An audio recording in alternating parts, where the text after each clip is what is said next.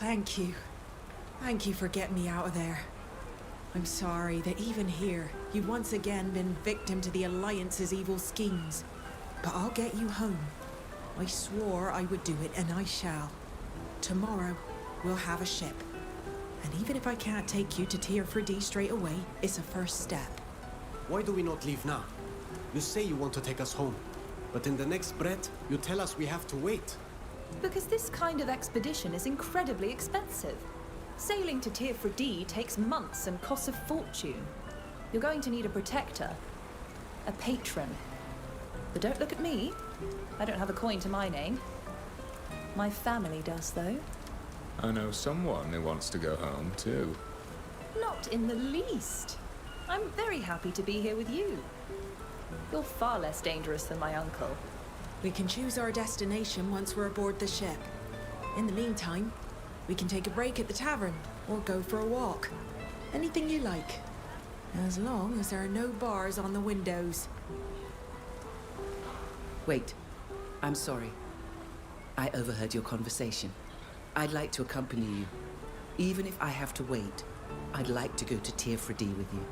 There are enough of your people on our island already. And you can surely find another ship. The Alliance regularly funds crossings to Hikmet. That's true. I could probably find backing for a map-making mission, but I'd have to make compromises I'm not willing to make with people I despise. Please, let me prove that not all of my people are manipulators and forces of destruction. She did warn us and helped us with the framing. And having an ally in the Alliance could be useful. The best I can do is to offer to let you come aboard my ship. Whether or not you can be a part of our group is a decision that's for the others to make. Evet, şimdi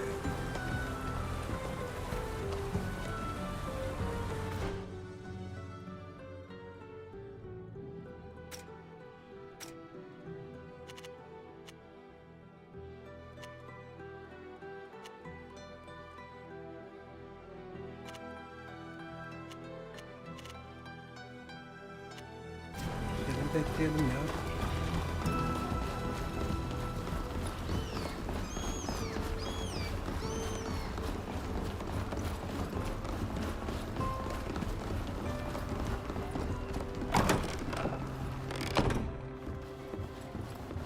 Nerede bekleyeceğiz?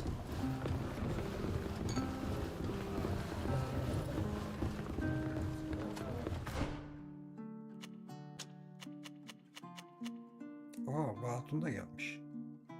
Bu neci ki?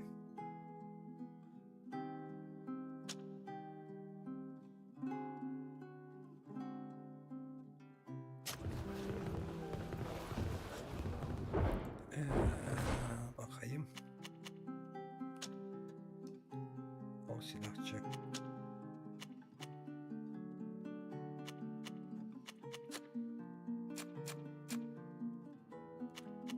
Daha iyisi varmış şurada.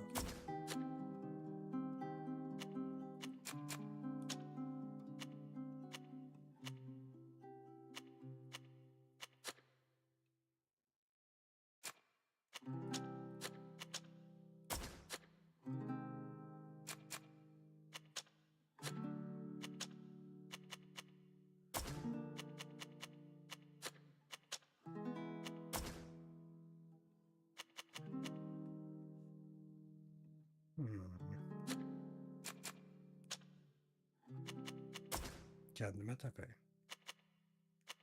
Valla bu daha iyiymiş. Kimde ki bu zırh?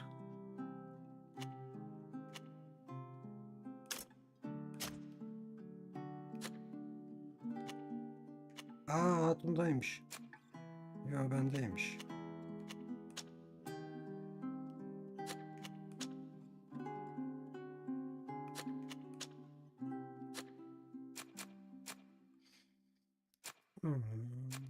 Neyse.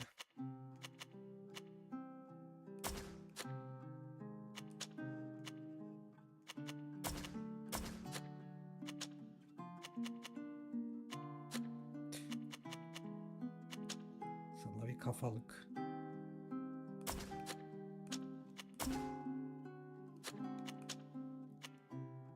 Bir sonra becerileri.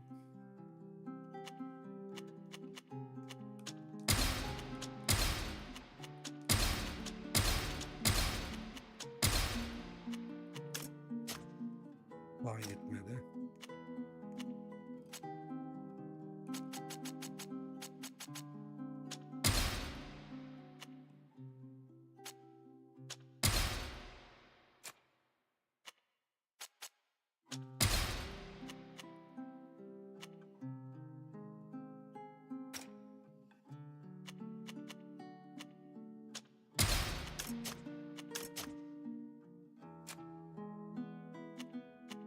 Sen ne yapıyorsun?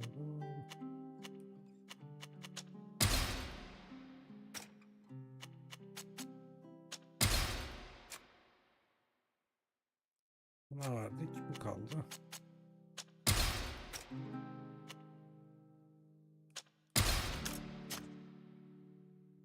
Tamam, bitti.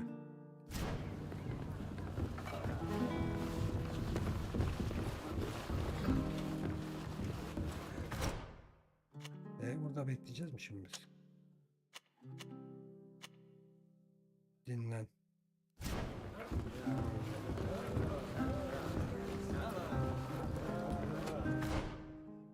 Dinlen yok ki burada.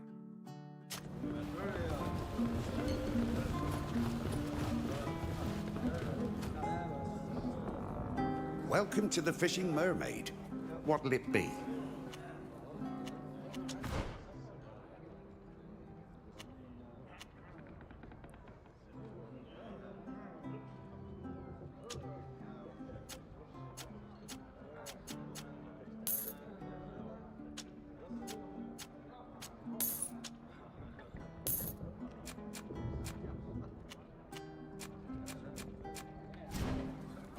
Thank you.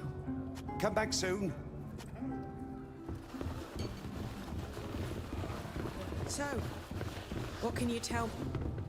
Thank you for coming.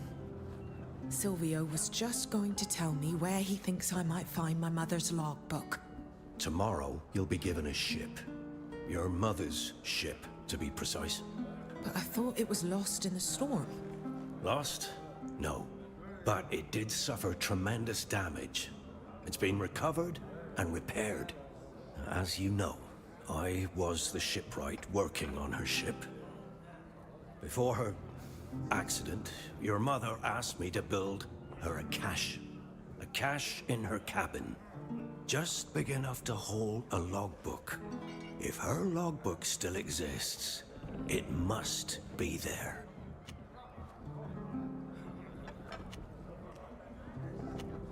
Why did you come to find Alvida now? Why didn't you tell her about this earlier? The trial undoubtedly roused his remorse. It has nothing to do with the trial. Even if I would have liked to have had a louder voice to help save you from this masquerade. If I've come now, it's because you are going to take possession of the Constancia. You, on your mother's ship. It's too good an opportunity to miss. For I know that the captain's logbook will prove my innocence. What do you know of Alvida's mother's fate? Unfortunately, everyone knows what happened and who is responsible. I have always worked my hardest on all the ships I was assigned to, and I would never have let your mother, for whom I had great respect, go to sea on a dangerous ship. I don't know what happened. There weren't many survivors, and I never had the chance to talk to them. According to the official report, the weakened ship was unable to weather the storm, and for that reason it ran aground not far from the island, resulting in the death of the captain and some of her crew. But I know that's impossible. Didn't you lose your position because of what happened to the Constantia? Indeed. Admiral Barcelos found me guilty of what had happened to the captain. I think he even suspects me of having done it on purpose. But since there was no real evidence against me, they just banned me from working on ships. Thank you for answering our questions. I still don't trust you, Silvio. but I'll check the cabin on the Constantia once we're on board. I sincerely hope that the logbook is still there. Because then everyone will see that I was falsely accused. I'll go back to my workshop now. Thank you for listening. Evet.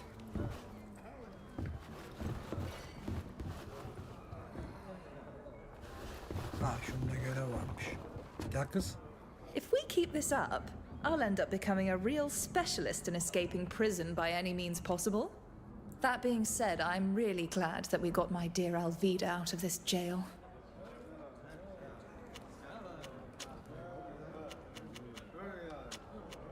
Goodbye. See you later, darling.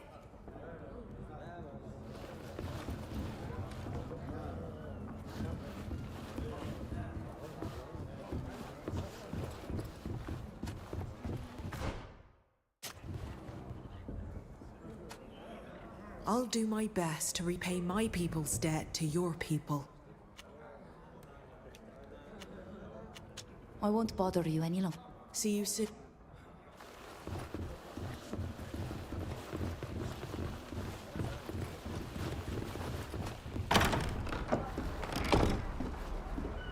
Kardeş.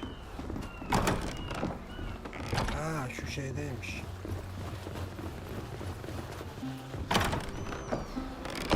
Ya ortada işte dinlenme yeri. Bende niye gözükmüyor?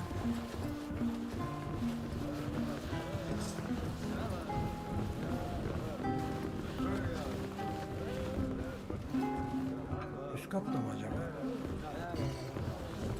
Üst katta. Aynen.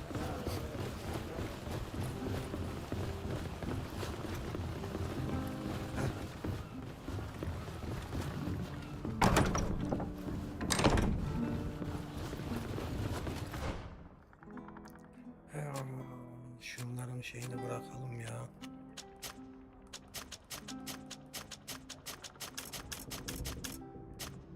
Ne diyor lan? Bunlar.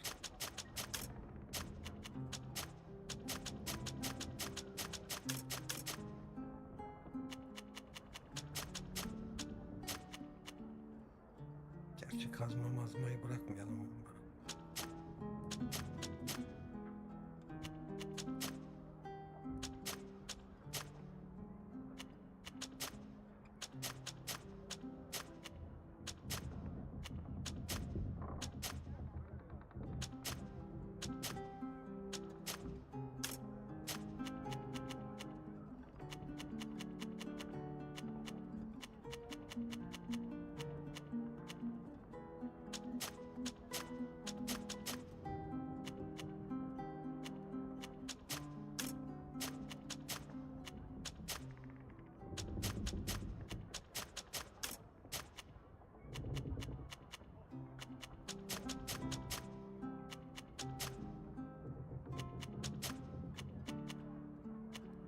Çokmuş da ya, toplu da yok.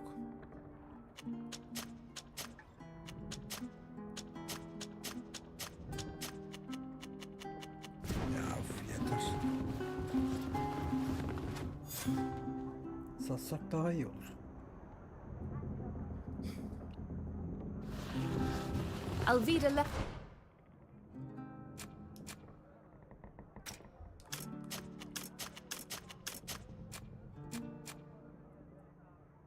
Tümünü al, yok değil mi? Bunlar satalım birine ya.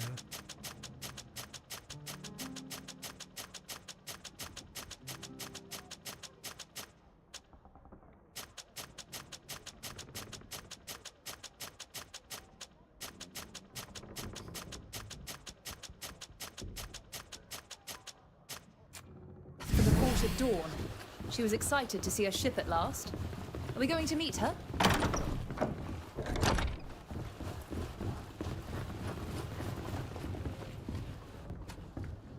Açamayacağız mı bakalım? Ya açtım.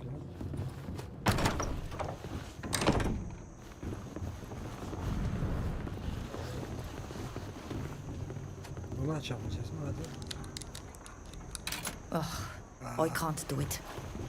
Yemedi.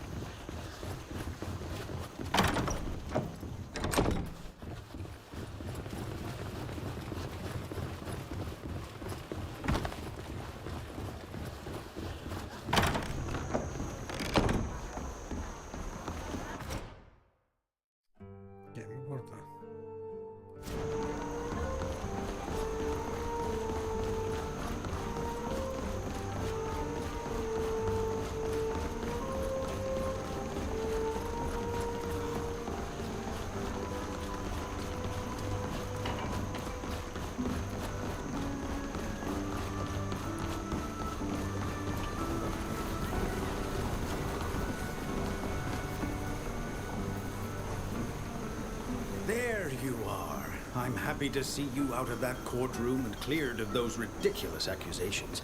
Captain Alvida has already returned to her ship and is busy preparing for your journey. When you're ready, just say the word and we'll take you aboard too. We're ready. In that case, climb into this boat and it will take you aboard. Godspeed.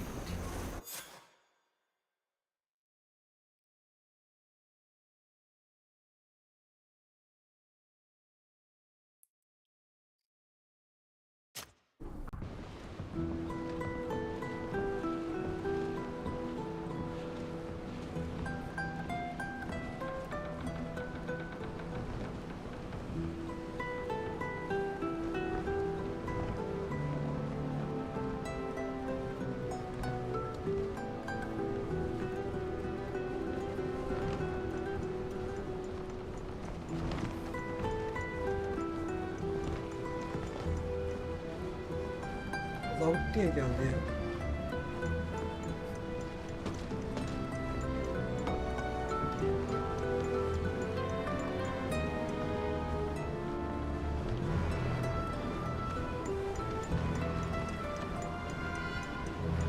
Bana gaz öldürmüştüm bu. Düştü.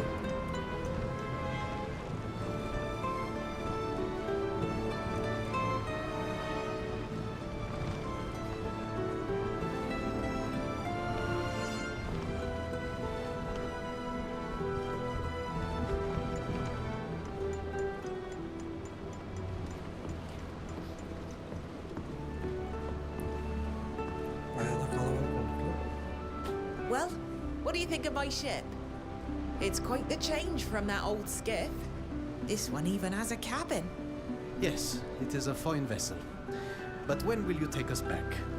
As soon as I can pay the crew and stock the old with food for the trip. My family would certainly be able to finance the journey, especially since it would be an opportunity for them to compete with the Dorsays. They're a rival family who rule over the cities of Serene and New Serene. Come to think of it, they too could finance our trip, I suppose. They certainly have the means. That would entail going to Peren, wouldn't it? I wouldn't mind going there too. There's someone there I need to see. Really? Someone from Teleme, I presume? Yes, a man of the cloth who might be able to help me get home. A certain Father Cardinal Pius. I've heard of him. A charming old man who lives like a monk, I believe. Yes, he's a priest and the Teleme ambassador. He can help me get home, but his influence could also be useful in getting your expedition financed. Yes, I've heard of him. Well, having the backing of influential people is rarely a bad thing. My family is going to be thrilled when they hear about my exploits in Alima. As for me, I'd like to go back to Iskiara. We left behind a giant, rampaging creature, and I hate to think what might happen to the locals and my companions. We can't just leave this beast to wander around.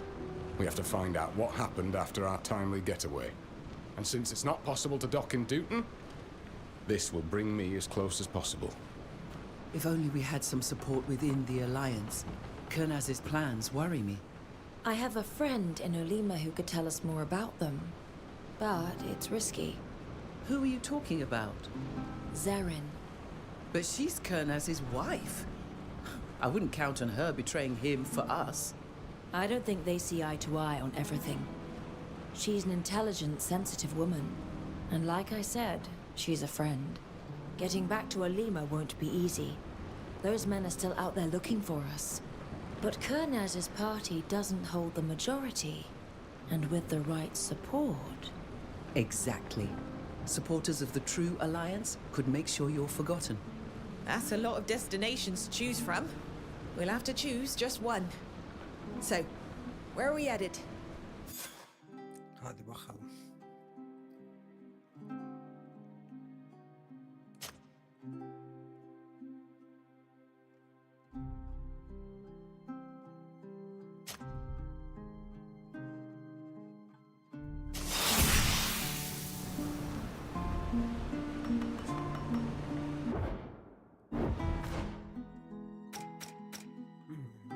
Level atladık.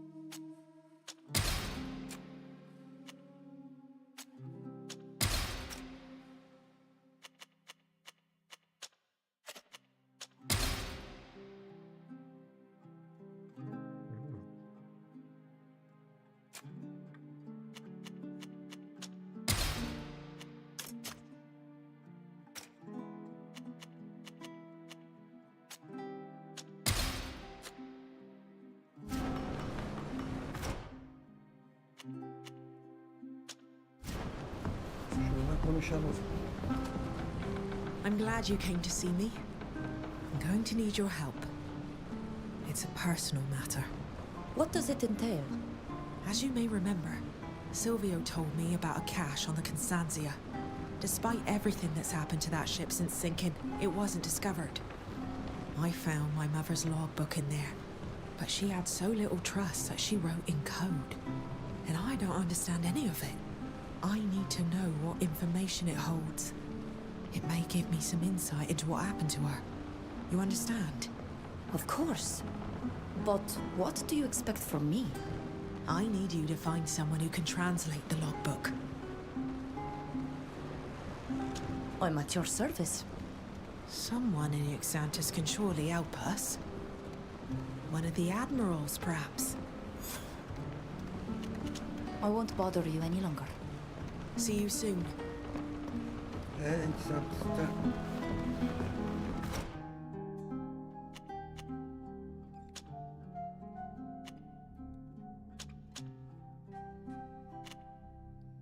şu hatunla da konuşacakmışız. Lütfen. Konuşalım, ondan sonra ineceğiz zaten oradan.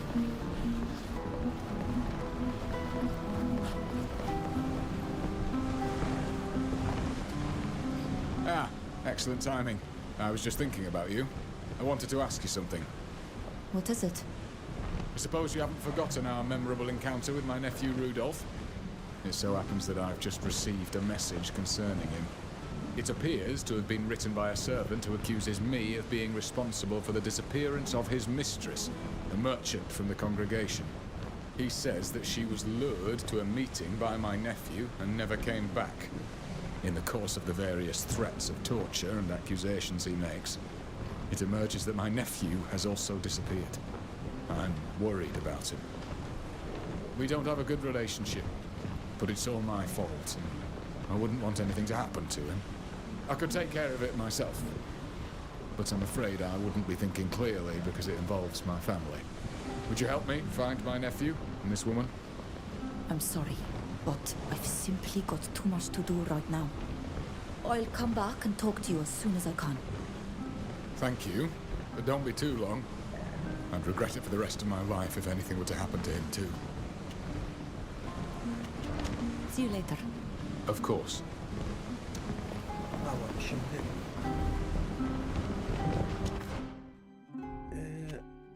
o duracak. Sen gel, sen gel.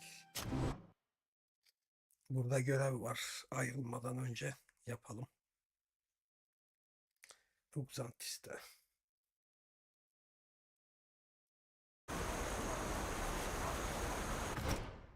Aynen.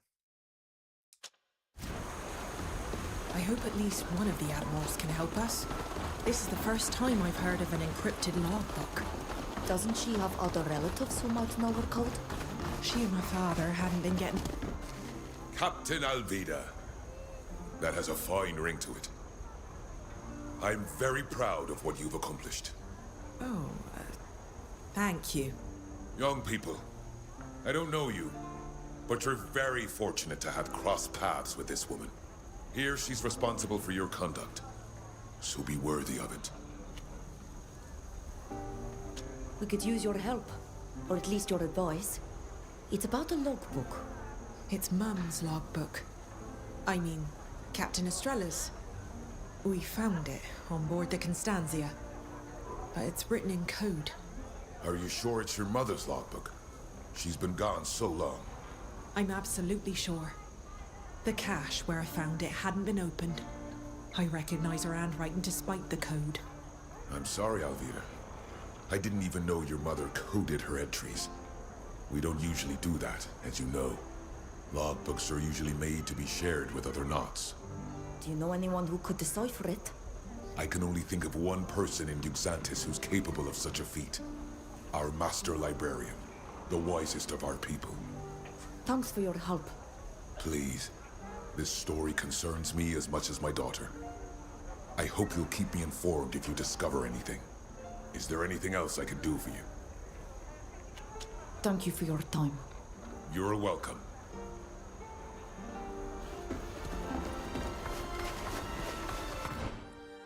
uzatmış lan.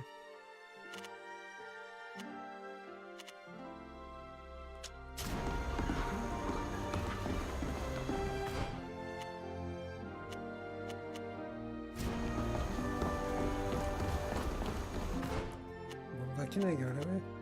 Ha, burada da varmış.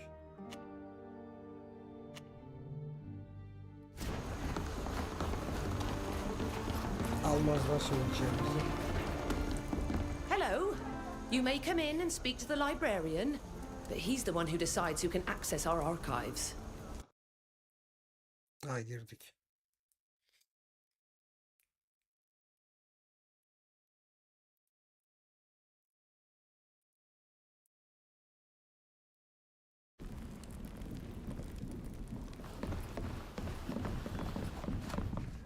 I can't tell you how happy I am that you've not only proven your innocence, but you also forced that horrible woman to acknowledge her lies. Wait, are you from TÜRKÇE? Yes.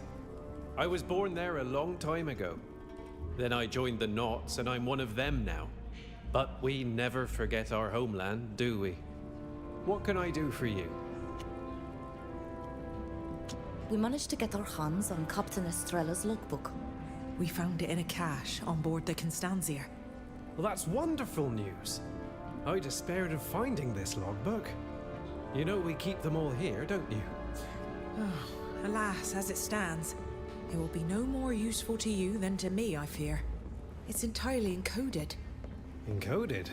That's strange. Captains don't usually do that. You wouldn't have a way to decipher it. We thought, with your great knowledge... I know some codes, of course. But without knowing the method chosen by Estrella, it could take me months.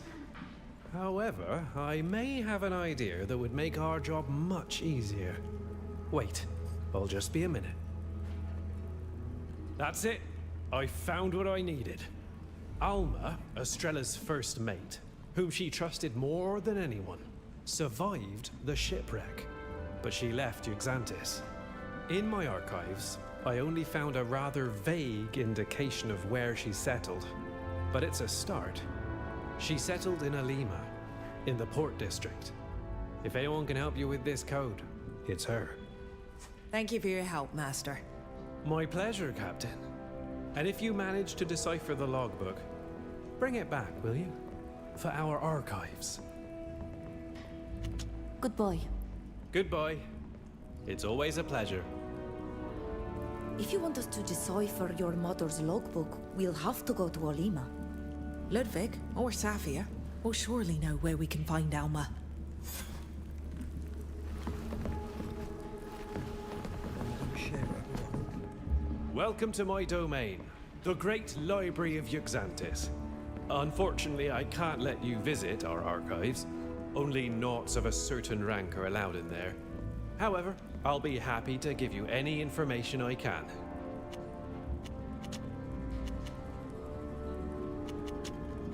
Goodbye. Goodbye. Ünlem şartı var ama sallayız.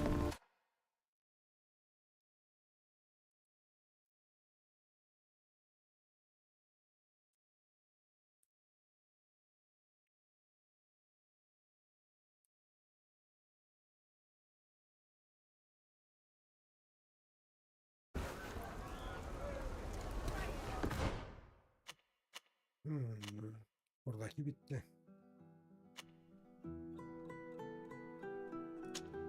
Hayda, ışınlanamıyoruz mu ya? Tüh. Kötü oldu bu.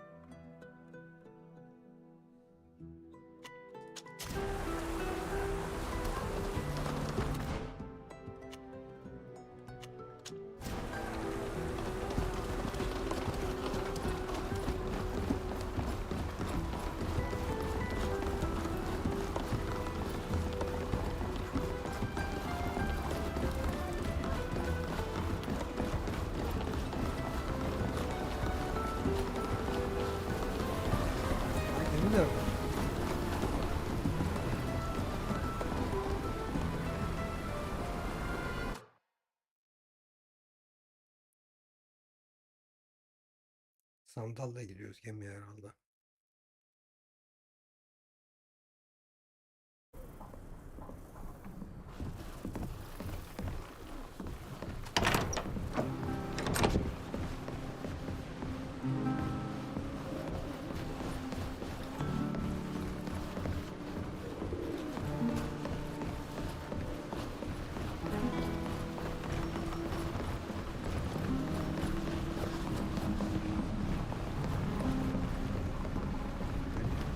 Nasıl bir şeymiş?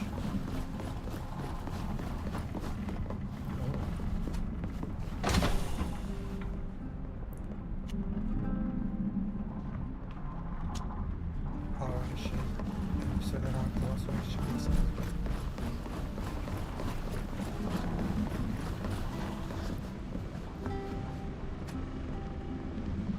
Hello. I didn't know we had a merchant on board. Not all ships do, but it seems that you have support among the admirals. Would you like to see what I have for sale? I sell a bit of everything.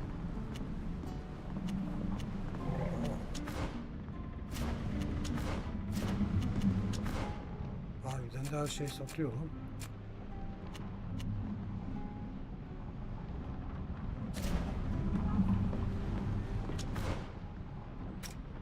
Satacağım yalnız. Kazma dursun.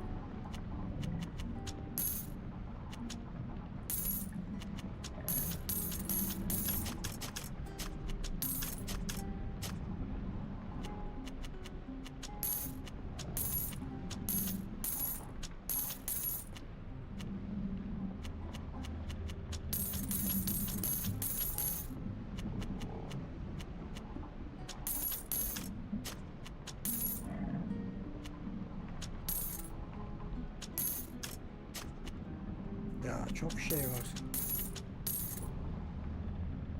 Sırala desek.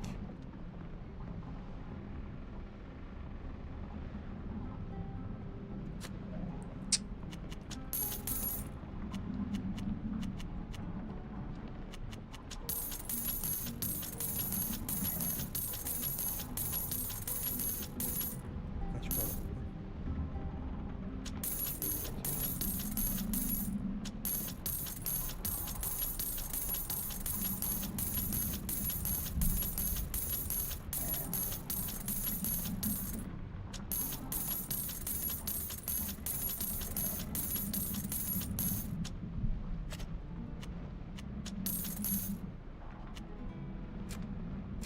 Tamam.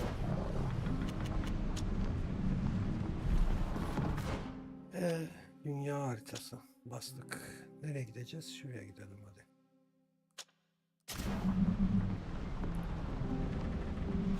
Yok artık. These are the arid shores of Tynea.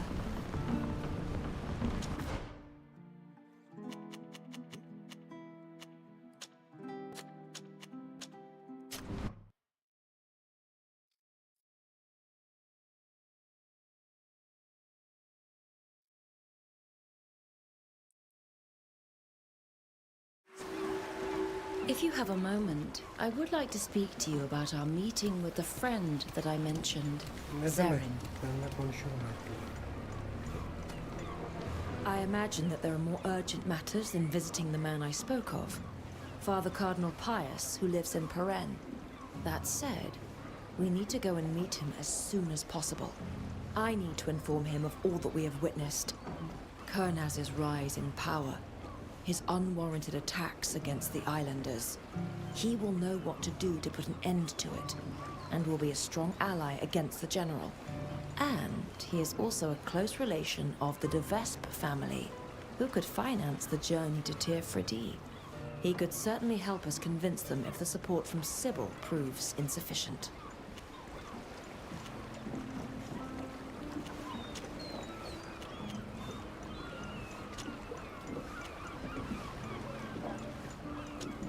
We'll go to Peren soon enough, and we will be sure to meet him then. If you end up docking in the city, I'll meet you at the embassy. Of course.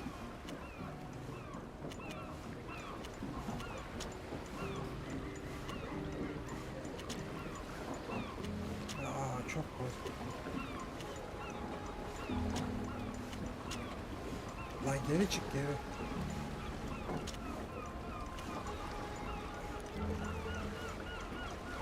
Do you know how we're going to meet that friend you spoke about, Zarin? I think so. I sent her a message while we were still in Euxantis to tell her that we had arrived. I said that we would return to Alima and that we would most assuredly be in need of her help. Knowing her well, she most certainly sent a message for me via the public aviary at the port. I know it's not optimal, lacking complete discretion, but we don't really have any other way of communicating at this point in time. Very well. Then let's go see if we have received something.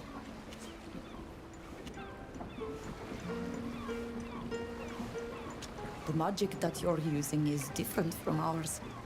Do you think you could teach me to use it? I admit that I never thought about it. Of course, there is special training required to wield the rings, but you need to possess the gift of the enlightened.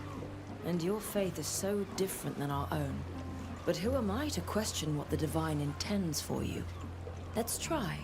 We'll see what happens. It's incredible. May the enlightened forgive me. But I would have never thought that a native not of our faith could be so gifted in our magic. Of course, you'll need to continue practicing in order to progress. But you have the gift. This much is true. Thank you, Fausta.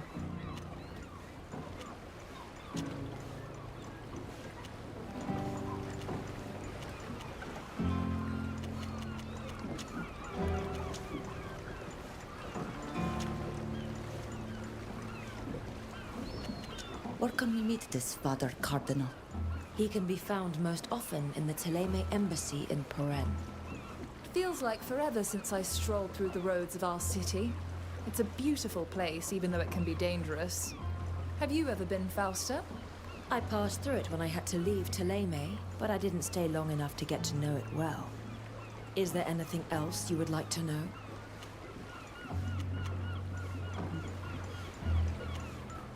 Where can we meet this Father? He can be found most often.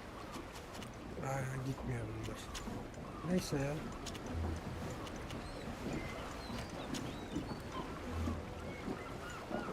You say you hail from Teleme. What can you tell me about your country? My country? It's almost strange to put it that way, even though it is true that I was born there. Teleme is vast, greener and less arid than Tainea. Numerous cities budding with towers and belfries pierce our horizons. The most magnificent among them is the capital, Montorga. The Council of Cardinals rules from there. They are both our highest political and religious authority, and they wield powerful magic. But that's a paltry description that lacks personality, isn't it? In truth, Teleme is vastly complex and utterly beautiful. I hope one day to return. The way the sunlight dances over the church rooftops at dawn is a warmth I often miss. I must leave you. See you later.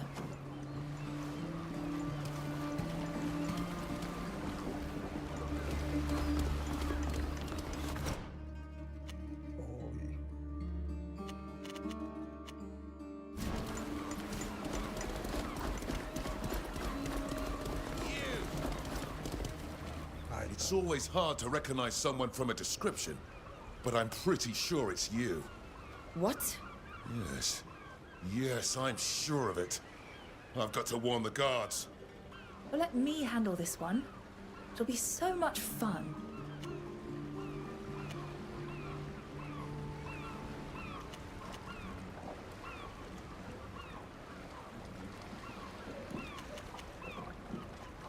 Sibylla?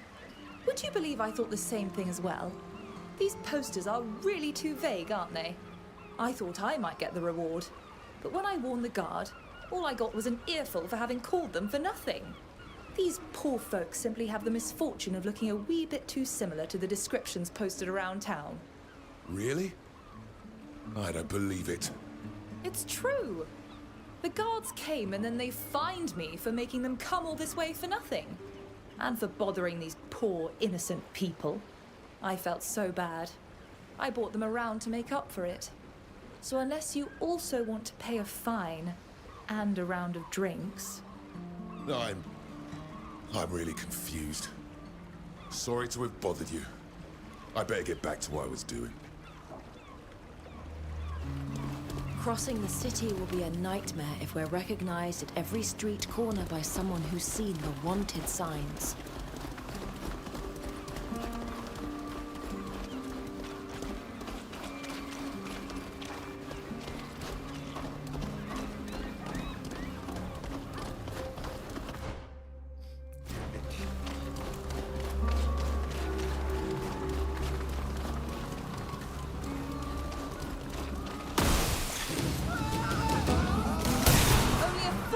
To attack at the best.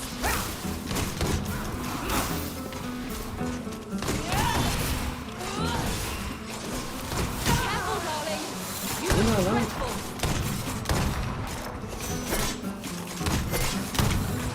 This armor is no good anymore.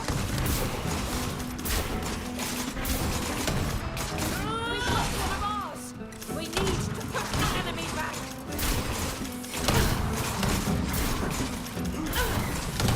My armor is ruined. Careful, darling. You look dreadful.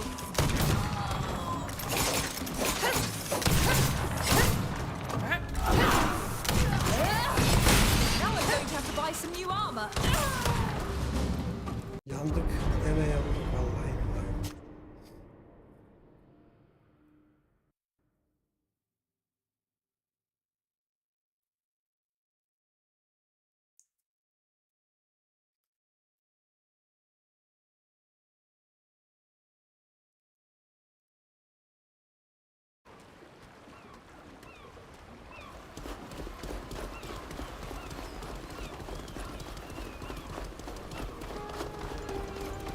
Aşağı bak.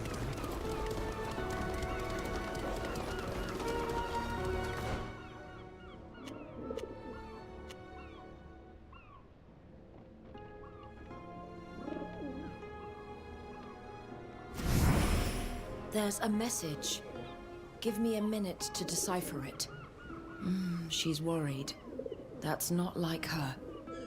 And she obviously has some very important things to tell us. She suggests we meet in a warehouse in the port, in the area reserved for Naughts.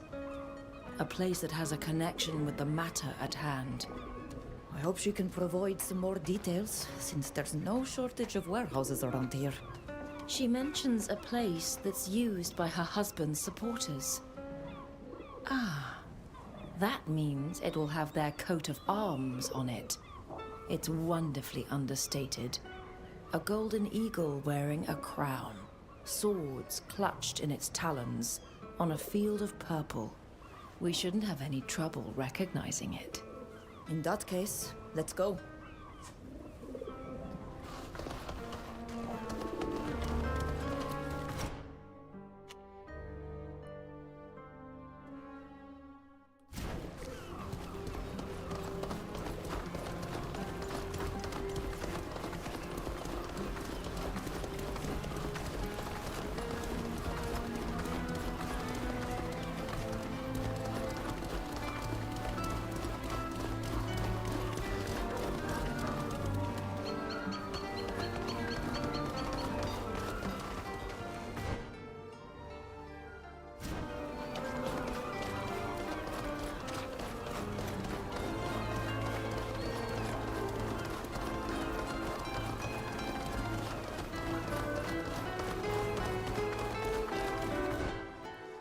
Alalım şöyle geçerim dedim de büyük. Geçelim.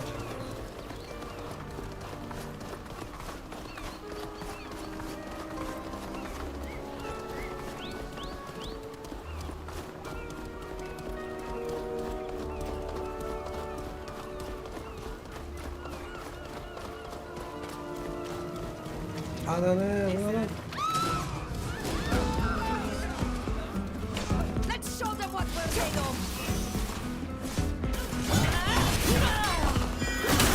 My armor is broken.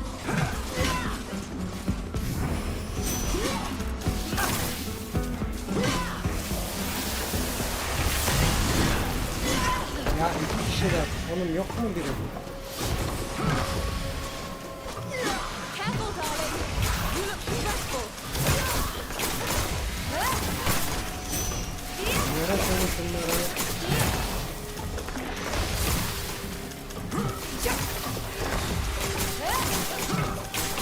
My armor is ruined.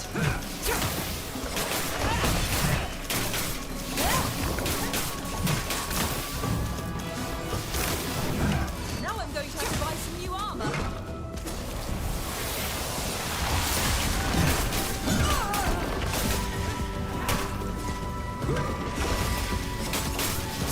This armor is no good anymore. May the enlightened be with me. Except my hour Hadi is bir near. gidelim. Lan hepsini almış bunlar. Şuraya gelin bakayım.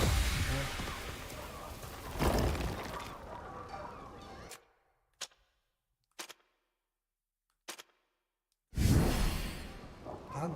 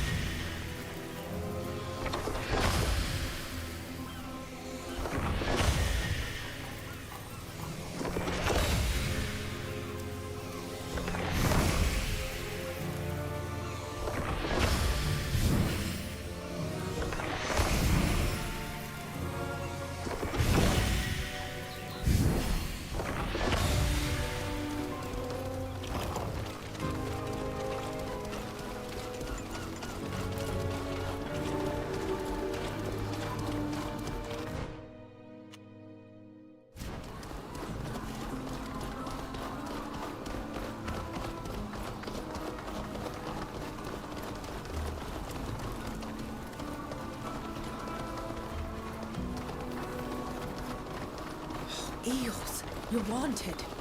We better tear down those posters before the whole town comes after us. The entrance to the Knot warehouse zone is always guarded, and I would like to avoid a fight with my sisters and brothers. Buradan niye giremiyoruz ya? Let me speak to the guards, please. I think I can convince them to let us pass through.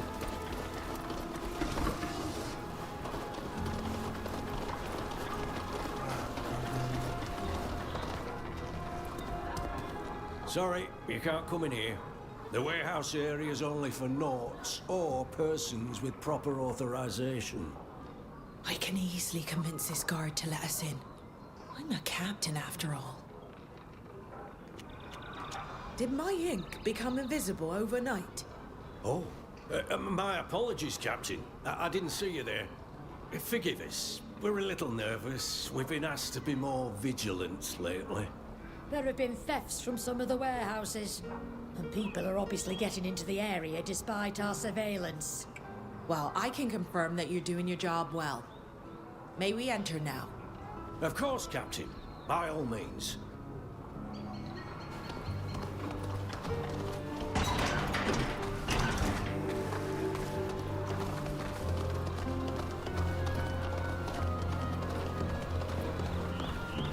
Ne arıyoruz şimdi biz burada? We need a key to open this door.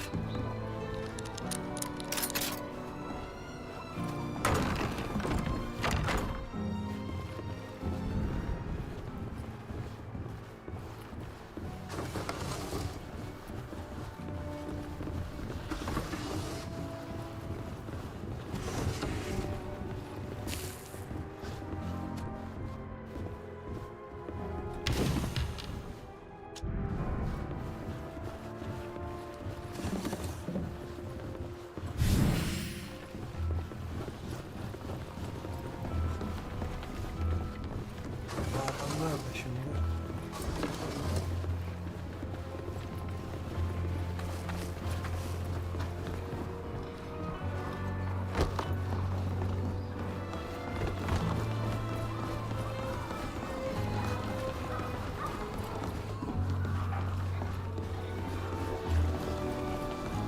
Dinlemiyorsun. Şuradan dinliyor. Ya aslında.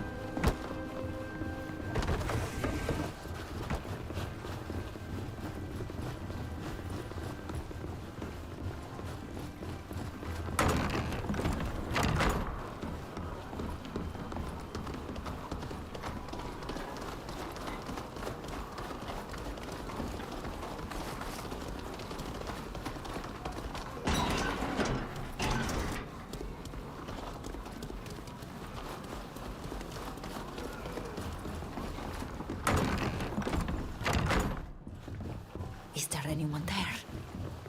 Zeren?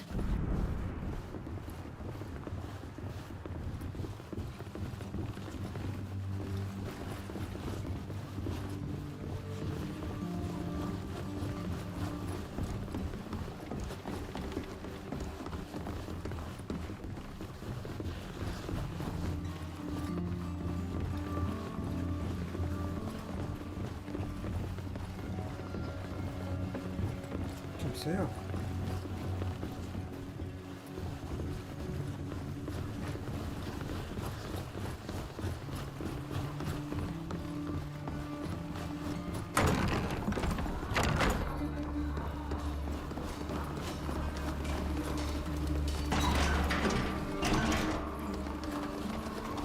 The coat of arms of the Imperialists. The one Zeren spoke about. This will... Move along there. Only persons in possession of a pass can enter here.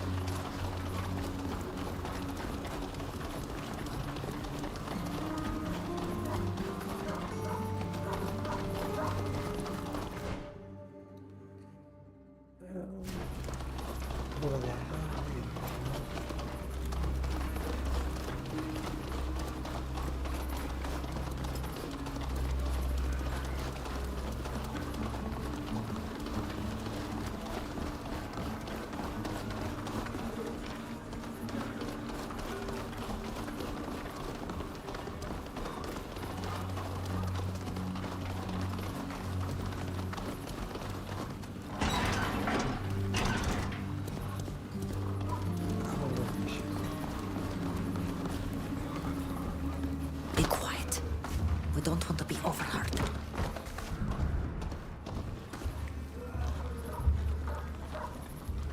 We need to take a look around this place.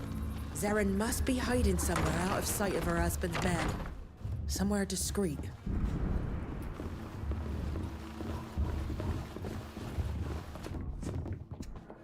Why did those idiots have to choose a place this filthy? Ugh. Oh, there you are at last. Fausta, my friend. I'm so happy to see you again. I was so worried. I was informed that you'd been arrested for who knows what reason. A greatly exaggerated rumor, as you can see. Please allow me to introduce myself. I am Zeren, wife to General Kernaz, a man whose path you've crossed under tragic circumstances, which trouble me greatly. He has always been driven by a thirst for power and glory, but he is a mere man-at-arms, which here means little. However, his successes on the battlefield and the confidence of his men have gone to his head. He has become obsessed with a single dream of late: to become emperor of a country that does not yet exist. A folly that, fortunately, few are prepared to accept, unless he is able to find support amongst the population. This he hopes to do by solving the problem of the native uprisings on Tyr Fredi, at the expense of Governor Burhan. You're starting to frighten me, Zeren. How do you think he hopes to achieve this goal? Unfortunately, he doesn't tell me everything. You're going to have to find out for yourself, which is why I've asked you to meet me here. He and his supporters use this warehouse occasionally, so you may find some clues here. Find out what he's up to. Gather evidence, and I'll do everything in my power to help you. I know a representative of Morsinia, someone with influence, and whose politics are diametrically opposed to my husband's imperialist ambitions. I could introduce you, but we'll need solid evidence in order for any action to be taken. So all we have to do now is search the place? Yes. I really hope you'll find something. Be quick in any case. because his men could show up at any time, and you don't want to be discovered. Let me know as soon as you have something solid. One last thing. I thought I saw some posters about you. It seems that at least some of you are wanted by the guard. I shall do my best to have the notice cancelled, but it's going to take some time. Please be careful until then. I must leave you. My absence must not be noticed. Above all, be extremely careful.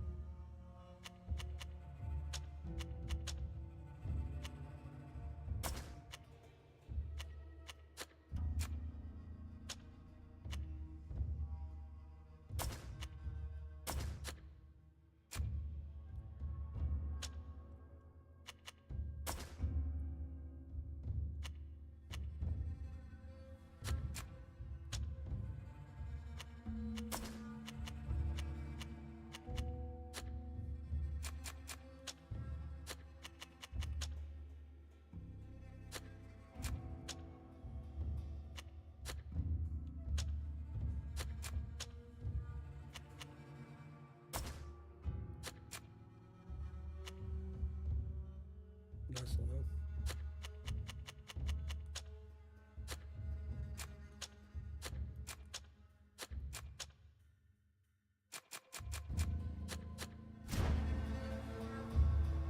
Burada ne yapacağız biz?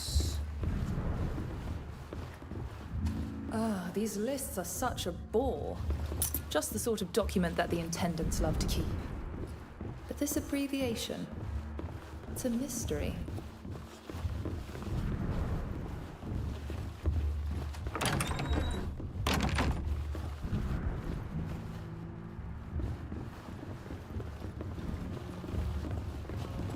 I have no idea what a general would need with this sort of material. It seems more like something the Alliance's scientists would use. In any event, this has to be what that abbreviation was referring to on the list.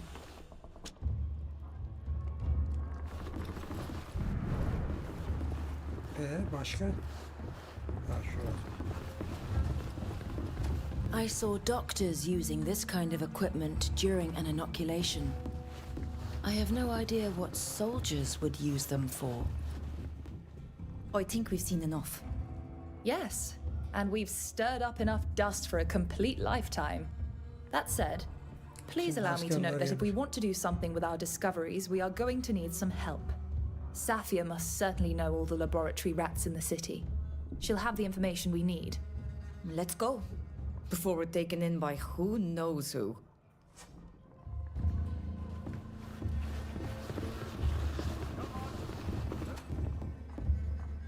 What a surprise! What are you doing here? You've no business here. This is a private warehouse. It belongs to important people. Are you thieves of some sort? I would highly advise you to drop what you're holding and run for it immediately.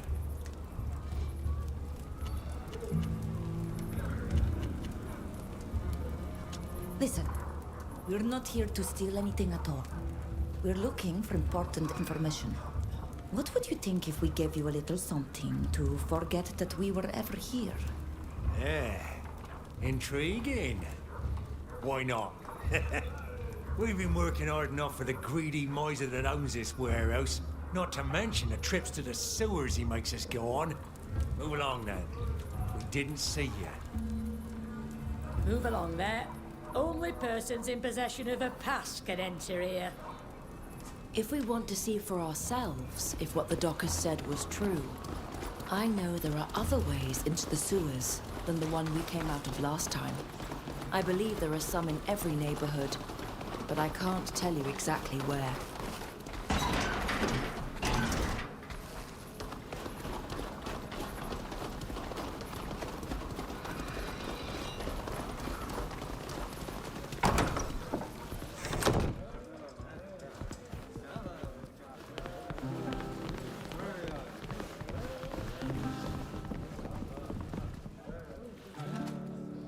Well then, have you got time to help me find my nephew? I'm sorry, but I've simply got too much to do right now. I'll come back and talk to you as soon as I can. Thank you, but don't be too long. I'd regret it for the rest of my life if anything...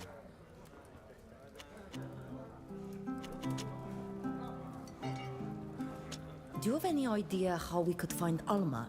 Alvida's mother's first mate who settled in Olima? Possibly, yes. I heard of a colleague of sorts. A woman who runs a shop on the quays at nightfall. If a Naut retired in the city, she'll probably know where to find her. It's the kind of information us smugglers are fond of.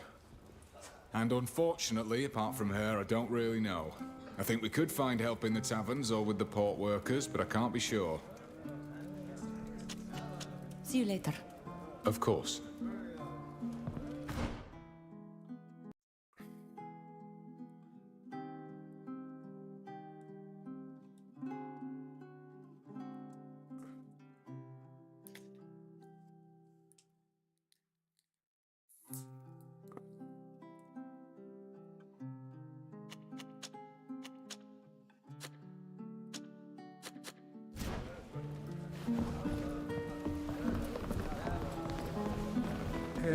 Kimde var şimdi şey? Alındaymış. Nasıl?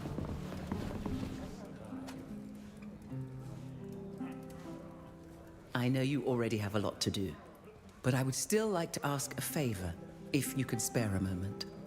It's not really the moment. We'll see what we can do later. Of course. There's no hurry. Come back and see me at a more opportune moment. We went to meet Zerin in a warehouse that's used by Kurnaz's men. She told us to search the place because she also suspects her husband is up to something. We found some scientific equipment. Do you know what kind of equipment it was? Retorts, beakers, tools it looked like a doctor might use. Strange indeed. I'm not sure what use a general would have for all of that, but I know someone who might be able to tell us. I have a friend who works in the science district and knows about everything that's going on in the city. I could let her know you're coming if you like. If not, I'd be happy to go with you. Thank you. We should speak to her. As we were leaving the warehouse, we ran into a group of dockers who were taking the goods into the sewers. The sewers? This story is getting stranger by the minute. That's what we thought too. The sewers run under the entire city and can be accessed from every district. Maybe it's just a way to move the goods from place to place without anyone knowing. If you want to look into it, be very careful. There are all sorts of dangerous creatures living in the canals, not to mention the criminals who use them for trafficking. It would be much less risky to speak to my friend, Halise. Sofia, do you know where we could find Alma? Alvida's mother's former first mate who now lives in Olima? It's been a few years since I last lived in Olima. I couldn't tell you where she lives. However, I believe the taverns are always a good source of information. The one in the port would be a good start to find a Naut. Thank you, Safia. That's indeed a good idea. I've seen you use rifles like the people in the Alliance. They are powerful weapons, and I'd like to know how to use them. You young people are all the same. Always curious and eager to acquire new skills. I'll show you the fundamentals, so you could use them without hurting yourself. Well, what do you think? It wasn't as hard as it seemed. Thank you, Safia. Bye.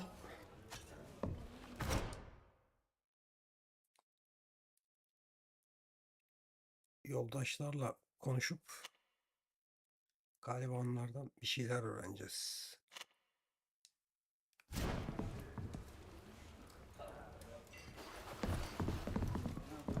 Ya onlar ikisiyle de konuşmam gerekiyor gene. Şu altında da konuşmam gerekiyor. Ya kız kaçıyor ya, çıldırtacak beni. Nereye gidiyorsun? Nereye?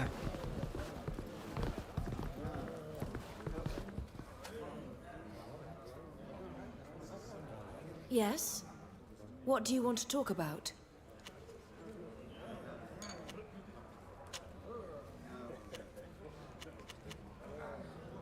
Are you a believer as well? Yes. Are you not yourself a believer, even though your divinity goes by a different name?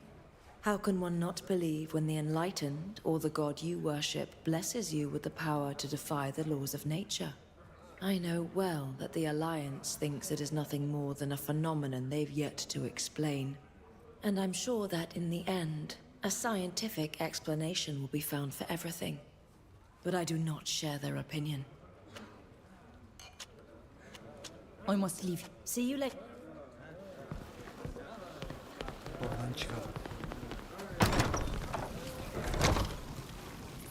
İçeride görev var. Neyin görevi bu ya?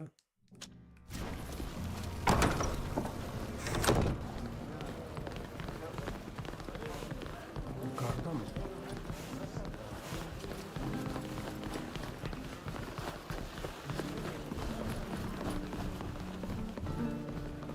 Yok.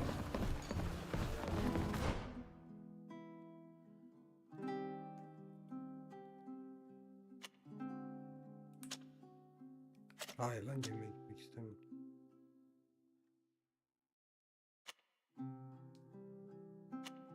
Ya.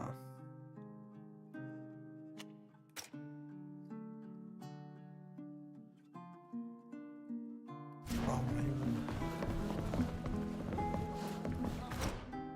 Alma hangisi şimdi?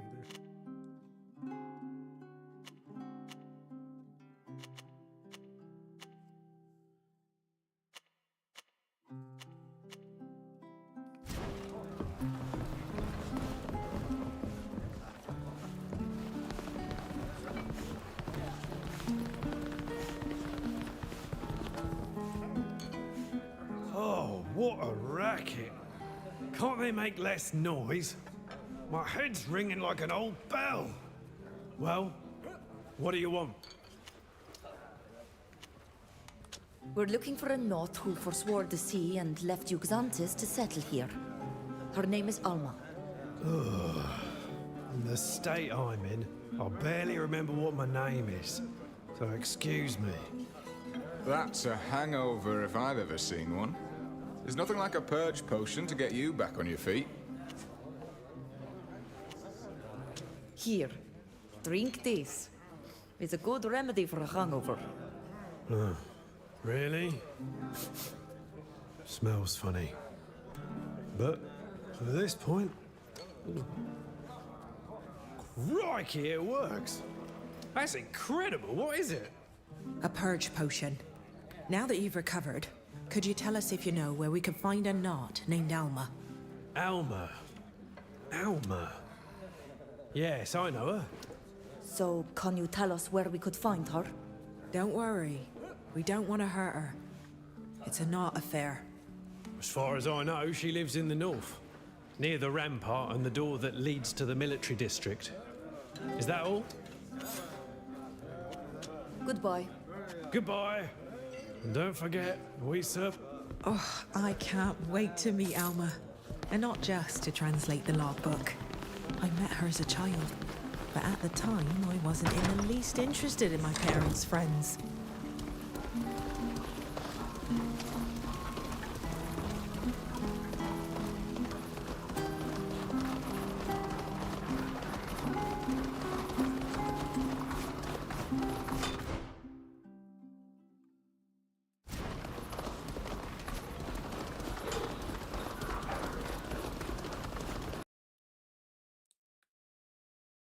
Ne oldu lan? Oyundan mı attım?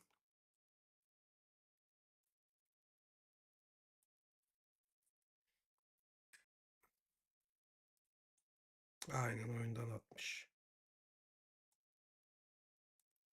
Neyse gireriz gene.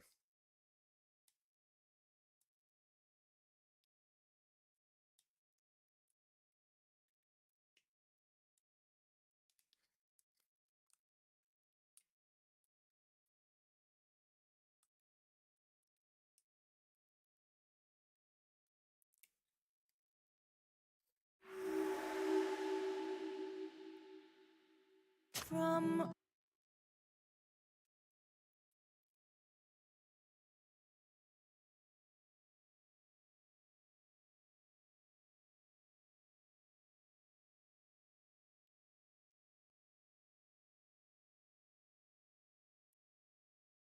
Oh, I can't wait to meet Alma. And not just to translate the logbook. I met her as a child, but at the time I wasn't in the least interested in my parents' friends.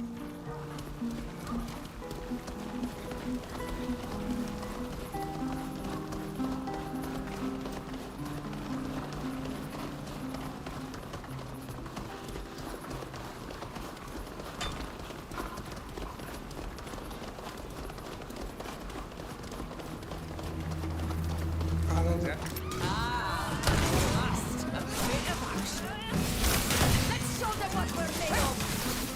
Yeah!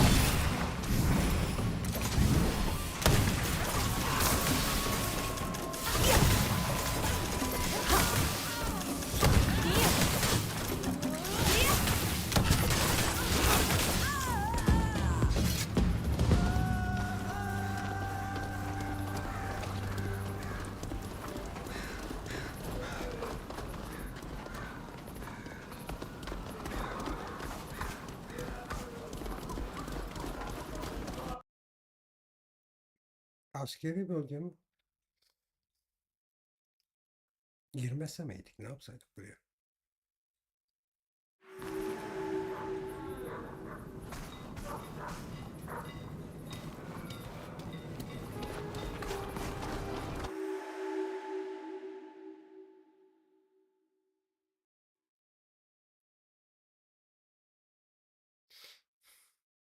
Komple haritayı tek şeyde yüklesene ya. Those quick, noisy footsteps are typical of the guard. I think we'd be better off avoiding. We're too late. You! Stop right there! This is a special operation, and we have every power to arrest you if you get in our way.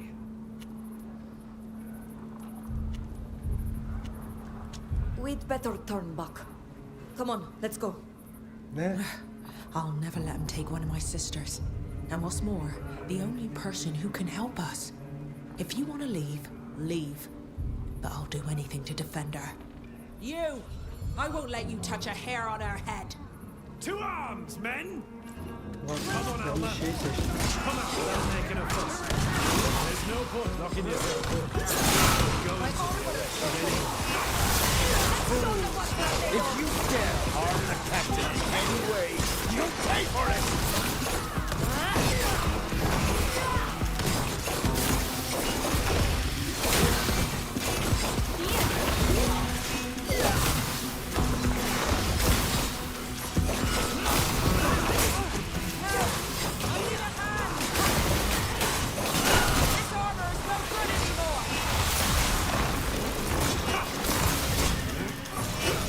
Herkes bir yere şunu seçiyorum ama saldırmıyorlar mesela bak şimdi kontrol edilmiyor mu?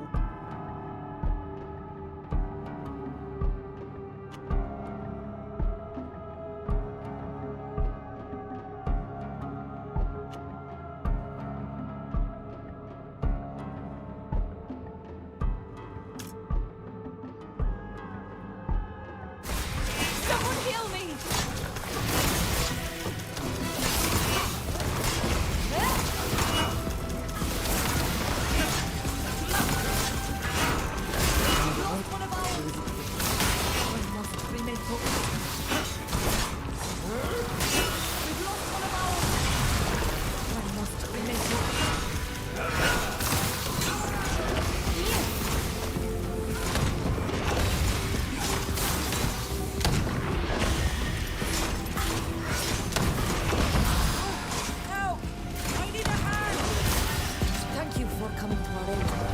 But who are you? Who I am doesn't matter. The only thing that matters is that Alvida is safe and sound. My dear, you obviously have a suitor. Unfortunately, I'm afraid he is not very clever. He thinks you're a damsel in distress. He obviously doesn't know that you're fearless and entirely capable, and that you know how to handle weapons as well as guide ships in storms.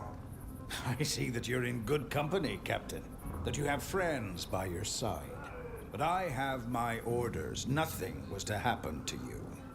And may I know who gave you those orders? Well, your father, of course. He's worried, what with the trial and this investigation that you are conducting. He asked me to keep an eye on you, to protect you. Unbelievable. Where was he when we faced that giant creature on the coast? Or when his Alliance friends were trying to kill us? Where was he when I guided that skiff through the storm? Nowhere. He was never there. All I have, I owe only to myself. But now, he suddenly feels guilty and decides to stick me with a guard? Get out of here. I don't want to see you anymore. I'm old enough to defend myself. I'm sorry you feel that way, but I have my orders.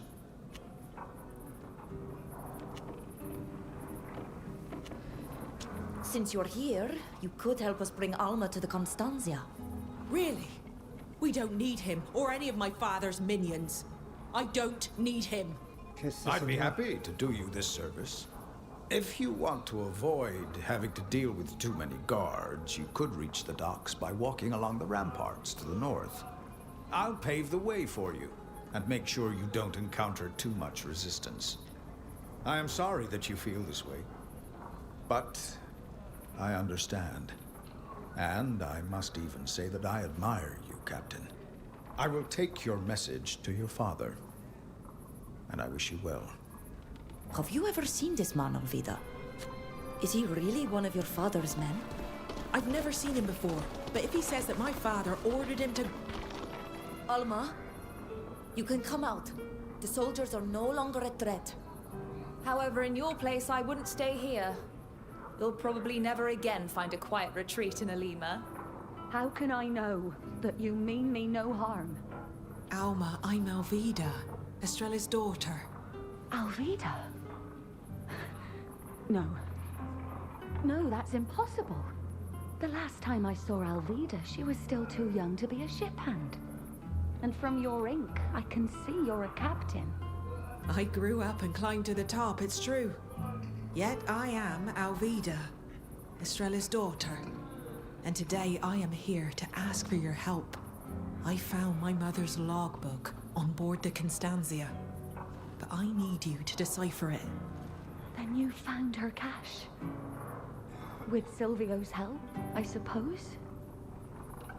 You are who you say you are. I will help you, but only if you help me in return. As you said, I can't stay here.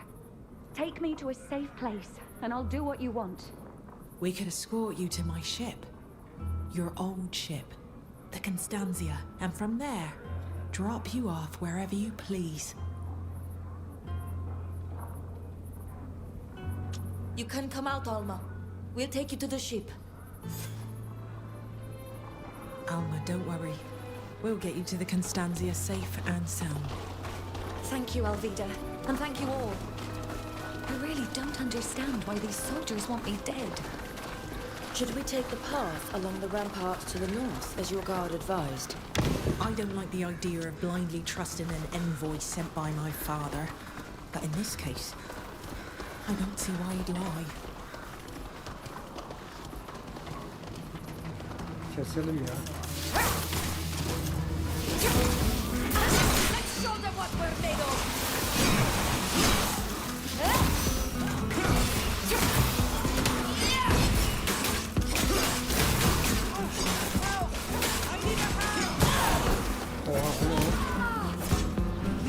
We've lost one of ours! Now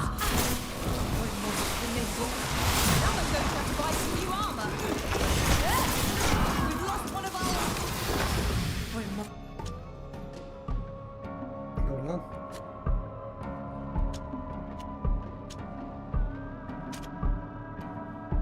remain focused.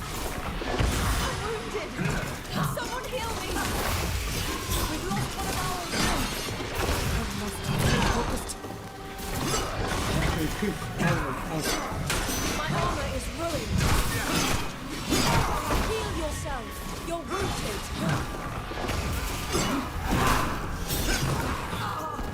Lan.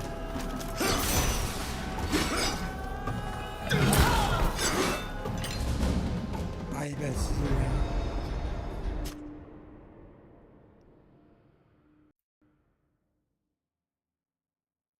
Ya hepsi bir yere toplansa.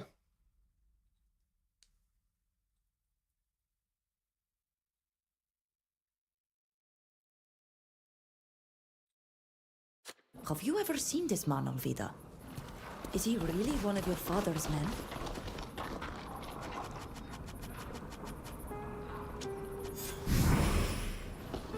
Alma, don't worry. We'll... Bunların şeyi var mı? Envanteri var mı peki? Yok galiba.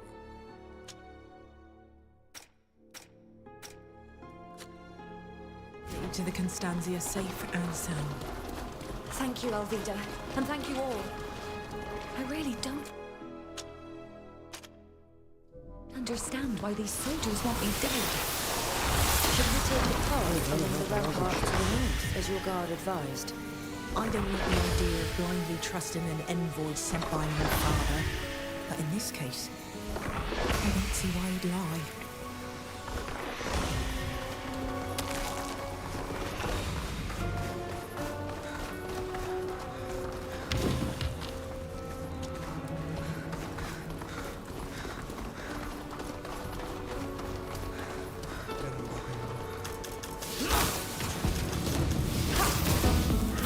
May the enlightened grant us strength! Lan.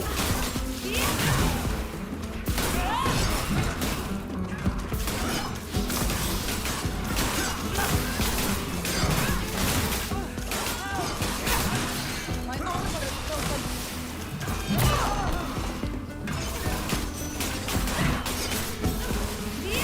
Now I'm going to have to buy some. May the enlightened be with me. I sense my hour is near. I'm wounded. Someone heal me. We've lost one of ours. I must remain focused. Kaç şuradan. Hepsi geldi. Sound the alert. Adamı avradım. To arm.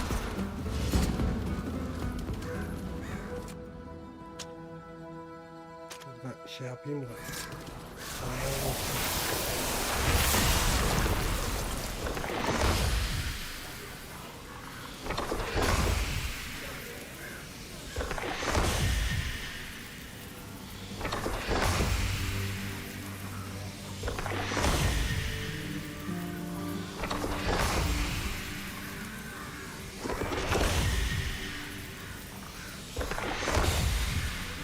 Hadi. Sound the alert. To arms. Let's show them what we're made of.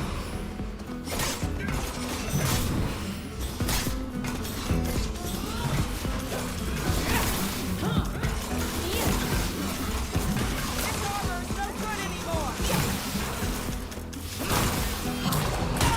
My armor is broken.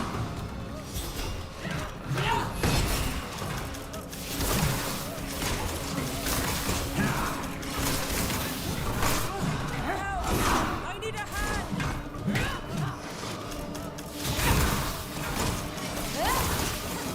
May the enlightened be with me. Listen, we've lost one of ours. I'm wounded. Someone heal me. Out with muskets. The enemy is here.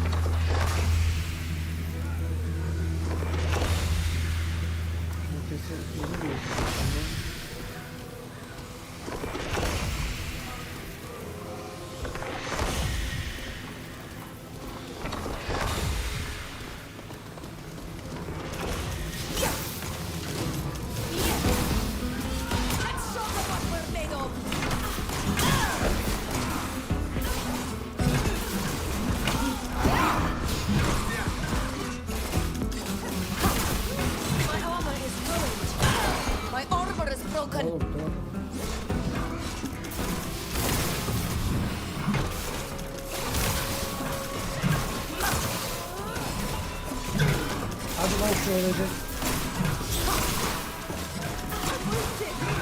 Tamam, hallederiz şimdi. Vurun ya, bana vurun. Bak, öleceğiz. We've lost ours. Power must remain focused. Careful! You took quite a blow! Heal yourself!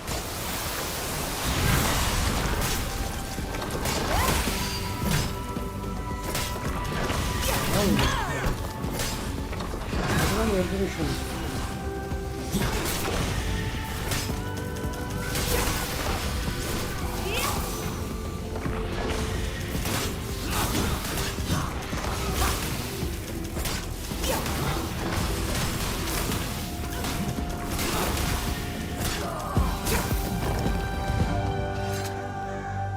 Bunların camları dolar. Dolar mı?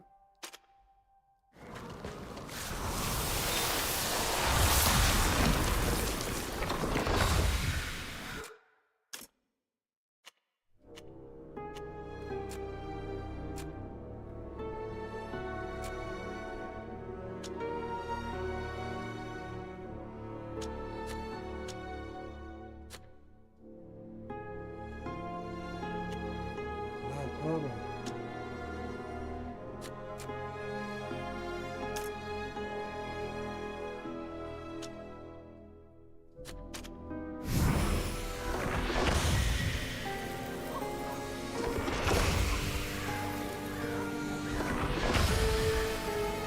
Yeter.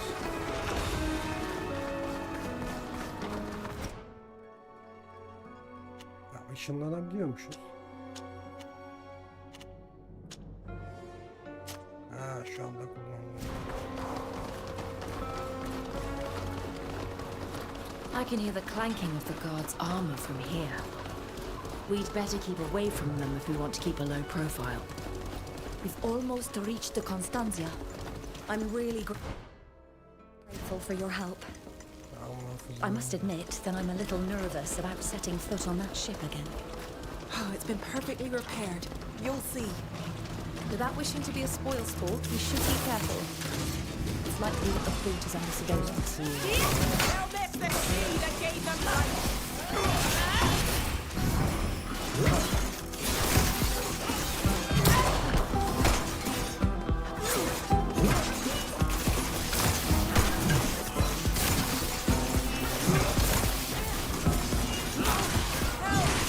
My armor is broken.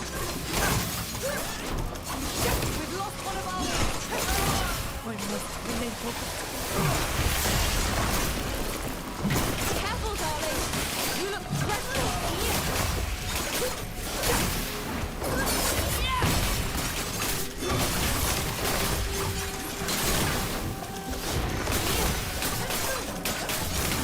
Maybe enlightened me with the sense that my hour is here. We've lost one of ours. I must remain focused. Bak, iki kişi kalıyor. Now I'm going to have to buy some new armor. Allah belanı versin ya. Ya sen kalkma. Bir boka yaramıyor.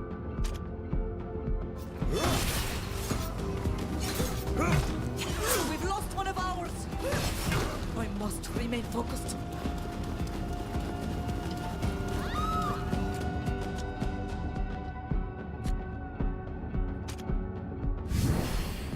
Ay kuşlar geliyor. Anam burada da varmış.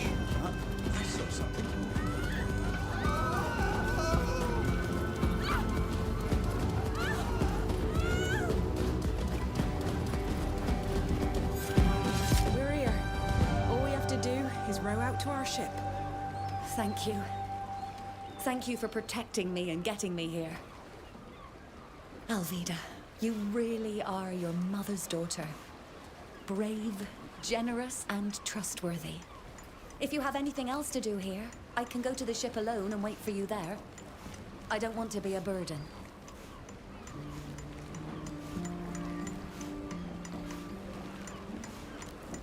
We'll come with you. I believe that Alvida and you have a lot to say to each other.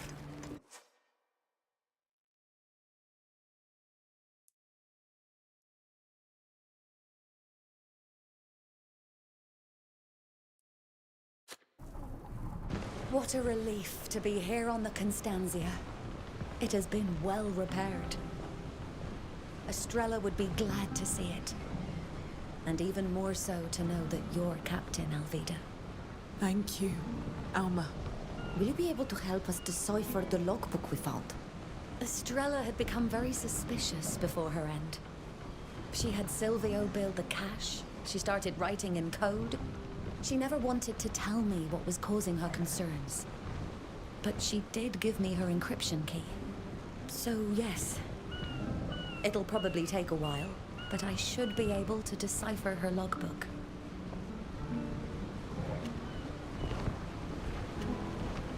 Do you know why the Alliance soldiers were after you? Not in the least. I've done my best to be discreet and lead a quiet life since I moved here. In any case, thank goodness you came. I have the feeling that they didn't intend to let me live. I doubt these happenings are chance. It's as if our search brought on this attack. It does seem to be quite a coincidence. How could they know? I hope that the content of this logbook will enlighten us. What can you tell us about Captain Estrella? She was an incredible woman, unwaveringly courageous and just. She knew how to lead her crew in fairness and kindness. I would have followed her to the end of the world. And she was also an excellent friend. You remind me of her, Alvida. I have no doubt that she would be proud of you. We'll let you get over your ordeal. I'm already much better, don't worry. And I'm going to get to work immediately. If I may, I will disembark at one of your next stops in the congregation or in Dutton. I'm no longer made for life at sea. I'll send you a message as soon as I've finished decrypting the logbook. Thank you, Alma. And of course, we will drop you off wherever you want. And thank you for agreeing to help me in this whole affair. It means a lot to me.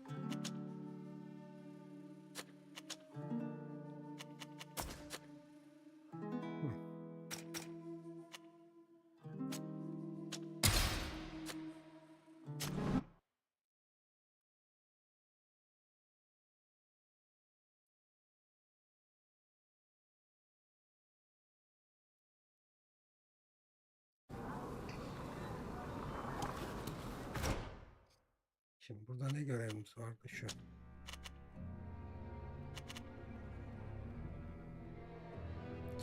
Oraya şu taraftan gidiyoruz.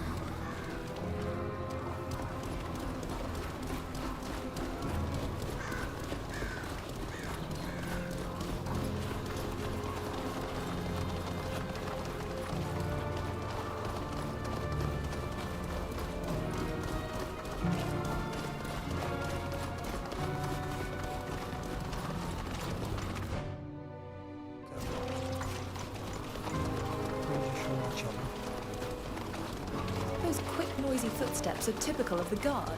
I think we'd be better off avoiding them.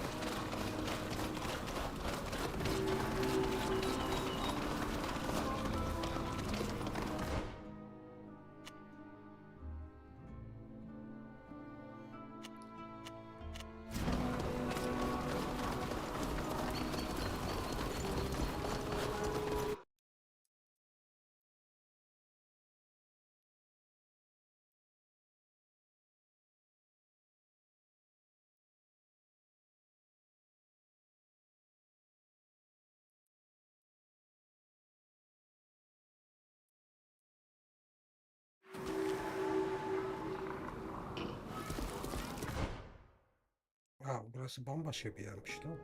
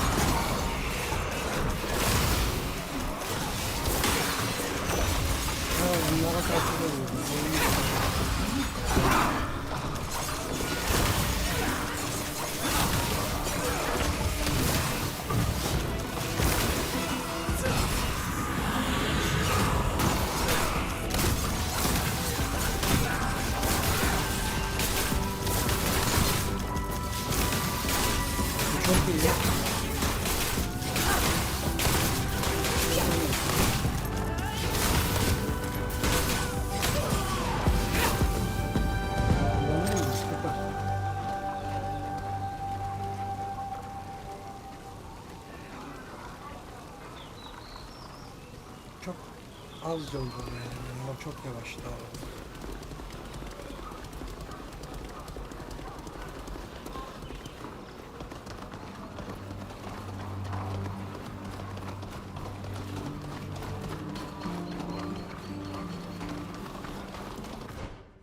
Buraya nasıl gideceğiz lan biz? Şuradan mı çıkacağız? Şöyle.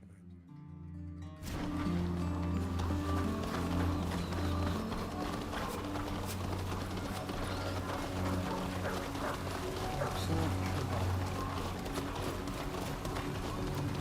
Bize kesen mi lan?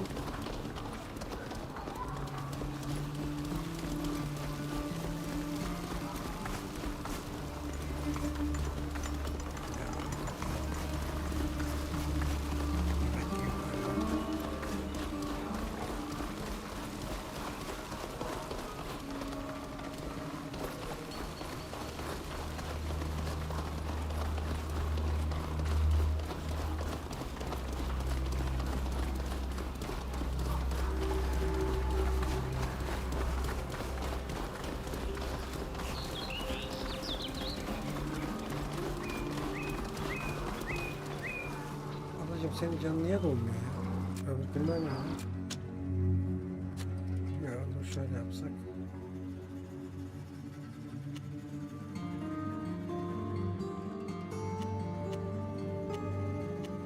Ya öbür günler yok ya.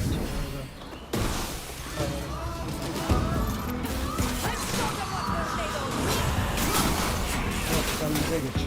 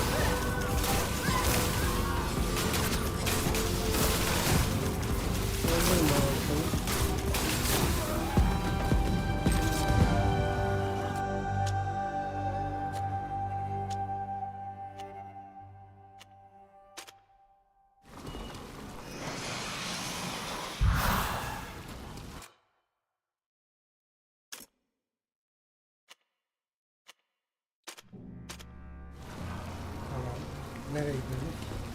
Şuraya.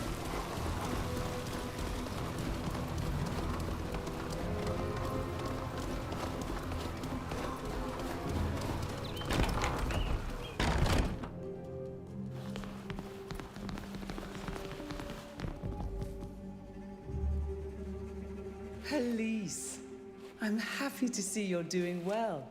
Safia, I thought you were still traveling halfway across the world. It's a pleasure to see you again. But you didn't come alone. Who are your friends? We met in Euxantis and we discovered we had common interests. But that's a long story for another time. Allow me to introduce you to Elise, a logician of Alima, a great mathematician and longtime friend. Pleased to meet you. As am I. I'm very happy to meet you. Safia's friends are my friends too. She was my mentor, and I owe everything to her. Please, let me also introduce my associates. Can, one of the city's leading pathologists and anatomists. Nice to meet you. And this is Bilgin, one of our most brilliant philosophers. It's a pleasure to meet you. But you must have come here for a reason. What can we do for you? We found scientific equipment in warehouses belonging to Karnas and his supporters. There were retorts, lots of glassware, as well as tools that immediately brought surgery to mind. Kurnaz is a military man. I don't see what he could be doing with this kind of equipment. Of course, there are doctors and surgeons who travel with the army, but they wouldn't need beakers or glassware. And they're more like butchers than researchers. We need to understand what this equipment is going to be used for. We know that Karnas has a plan for my people. And after what was done to us on the ship that brought us here, I need to know what he's got in mind. What did they do to you? Someone in a bird mask came, slashed our arms open and rubbed a scrap of fabric on the wound. We recovered quickly, but one of our friends died. I'm very sorry about that. My condolences for your loss. You were inoculated to protect you against a disease. It's a risky but highly effective procedure. Unfortunately, it seems that your friend succumbed to the disease. Either that, or she was part of a control group. In any case, I now understand why you're worried. The equipment you saw was used for scientific research, which in Olima is largely carried out here. And we have it on good authority that none of the scholars who work here work for them. Could they have taken over Asili's old laboratory? You're right. That would be the perfect place to conduct research in secret. What can you tell me about this laboratory? Asili was a doctor and pathologist who was given his own laboratory in the city. A place dedicated solely to research on disease. When he left the city for your island, the laboratory closed down. It seems to me that only a team of his former assistants still goes there to sort through his discoveries. There are many rumors about the place. It doesn't have a good reputation. Oh, some say that there are underground rooms used to hide dreadful experiments. But that's ridiculous. But there is often a grain of truth in rumors. In any case, this nearly abandoned laboratory would be the ideal place for experiments. Where is it? Not far from here, just downhill. Who is Asili? A remarkable physician and pathologist. He discovered the principle of inoculation, which makes a person resistant to a specific disease. He has the most brilliant mind in the field. His work has given our research a new impetus, and he has saved thousands of lives. That's true, but he's also a man whose reputation has become rather scandalous in recent years. Now, gentlemen, we're not here to entertain rumors spread by the city's students. Thank you for your help. We're going to visit the laboratory. Although it's nearly closed today, it is still guarded. The research carried out there could be dangerous in the wrong hands. Be careful. Thanks again, Elise. I'll let you know what we find out. We should take a look in Asili's old laboratory. Elise is right. It would be the perfect place to conduct clandestine research.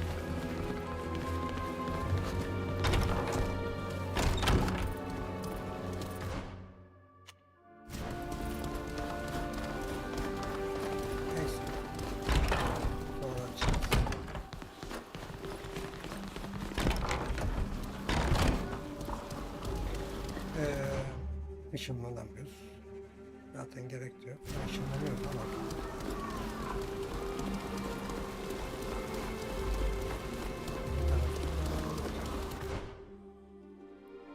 Buradan mı gideceğiz? Şu arkadan gideceğiz yani.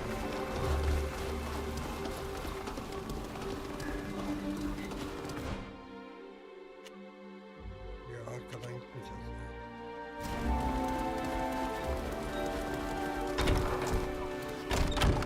Burada gösteriyor.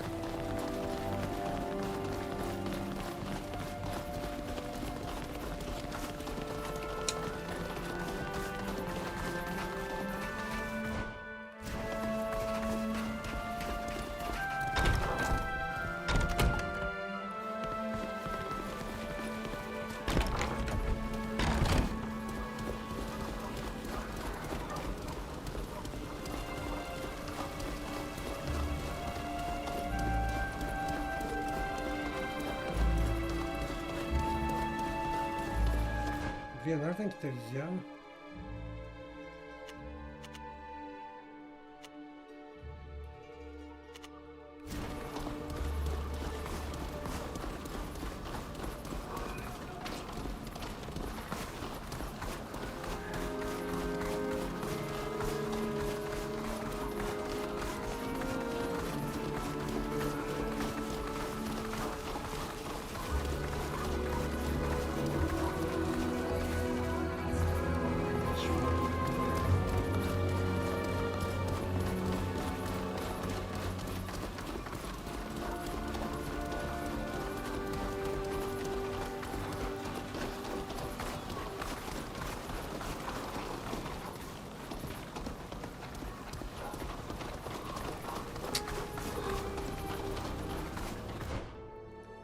Işınlanalım. Nereye ışınlanalım?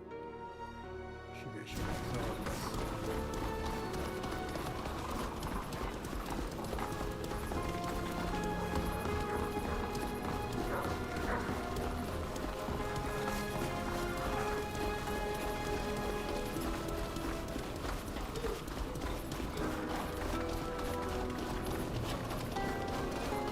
I think this Alcible is wounded, and he still seems panicked. We should...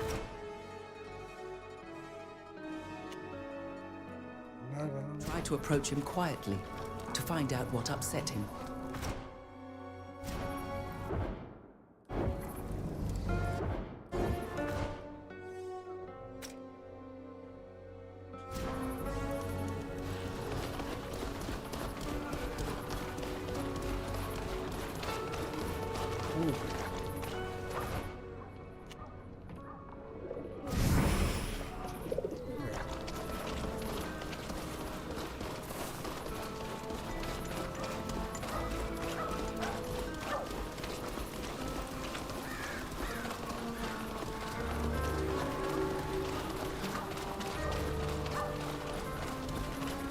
Although I find their appearance Is there anybody? Halt! This place is now closed. The public is not authorized to enter. If you let me speak to her, I believe I can convince her to let us enter.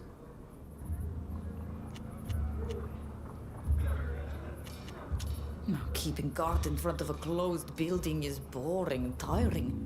I wonder if you wouldn't prefer making a little visit to the tavern. A few pints wouldn't hurt anyone. And I doubt that there's anything of value in this old building. Let's go. What the? Bana bir şey çubuğu ya.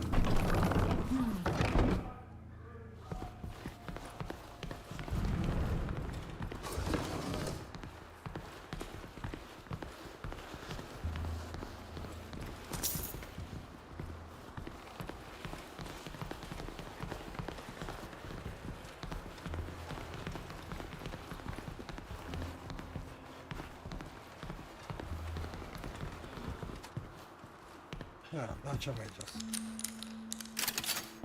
Açtı. Kılık değiştirme.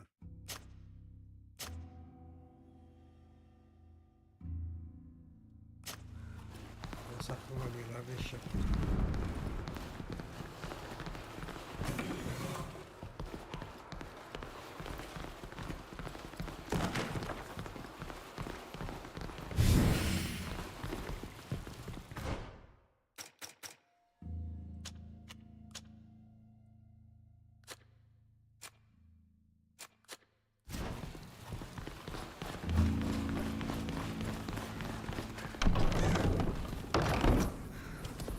All these bodies. Victims of the Malikor, I imagine. But why bring them to the abandoned laboratory? I don't know. Perhaps they brought them here so no one would see them.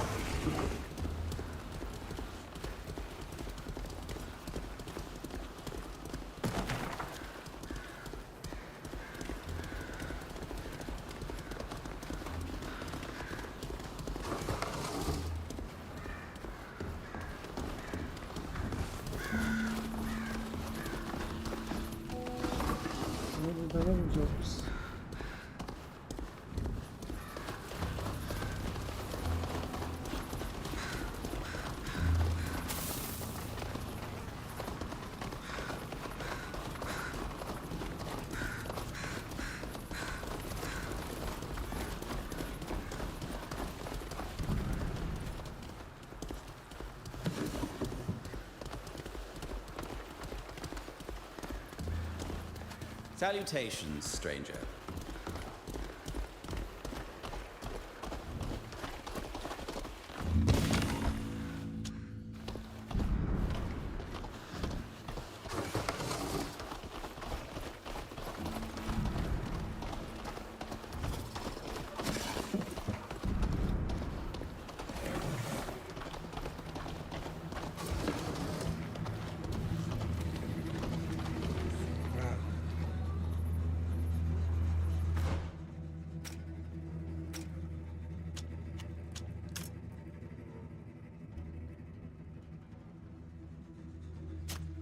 Zorlanma seviye 5 mi?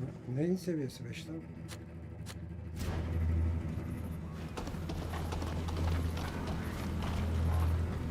I thought May the enlightened grant us strength!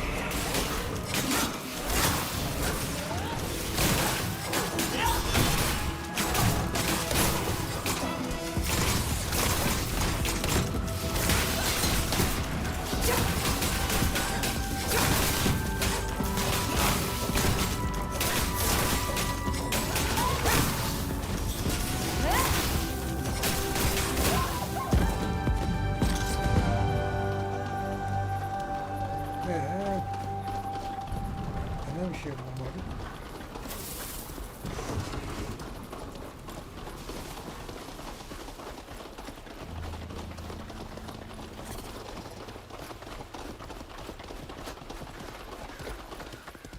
Ne diyor burada? Laboratuvarına alıştırma.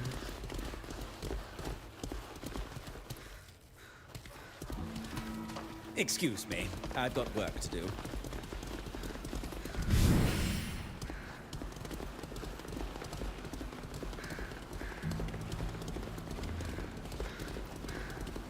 Hello?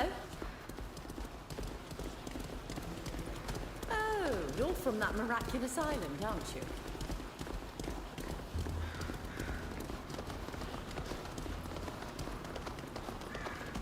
Ya da içeride de var.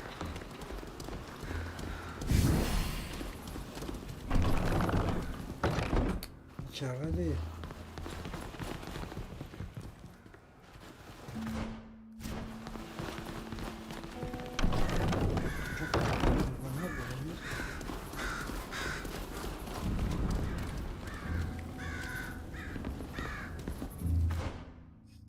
Ekipmanla giyemiyoruz.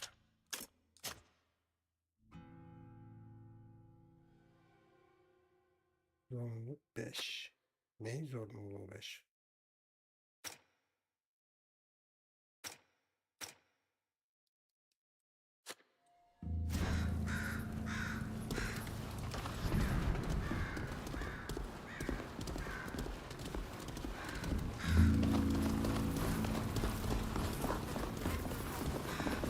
Var burada da.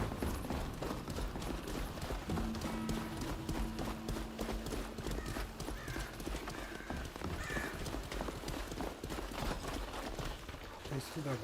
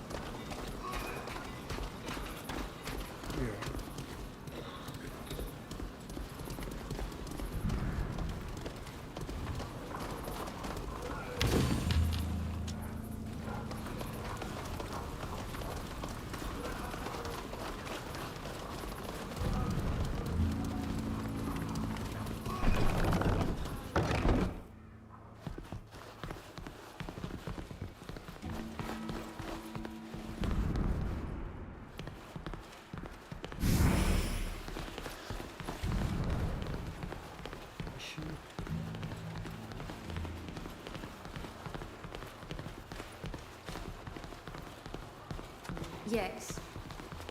Do you speak our language?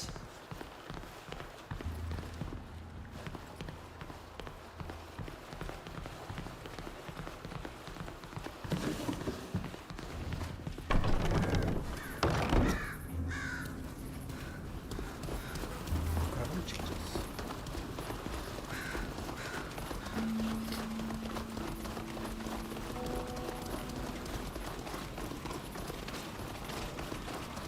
There have long been rumors of an underground laboratory in the district.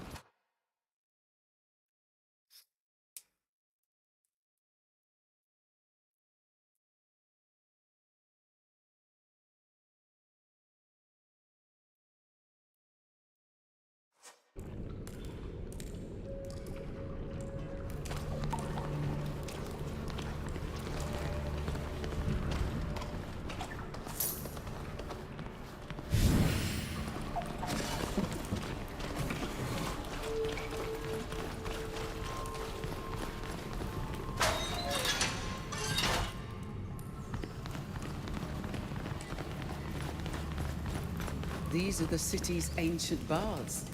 They date back to the time of the Astrians, who built a city here. The city we see today was built on top of it.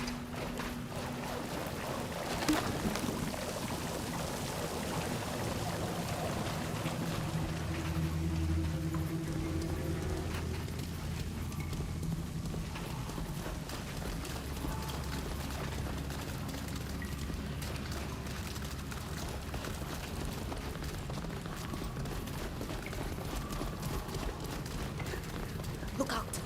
Guards!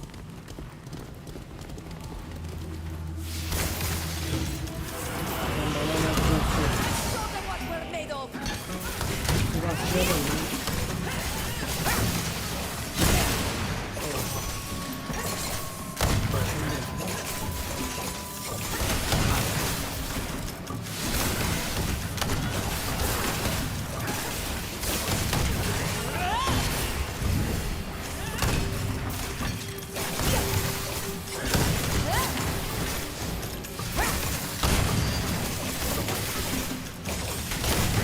My armor is ruined.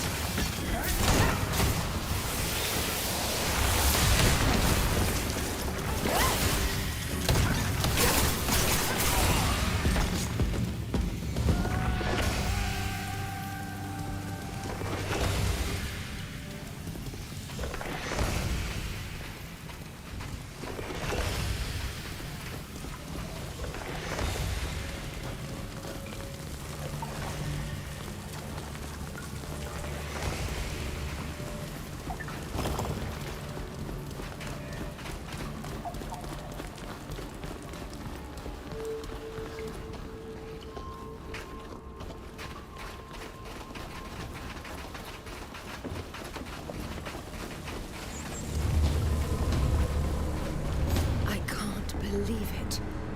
An entire military camp, hidden beneath the city.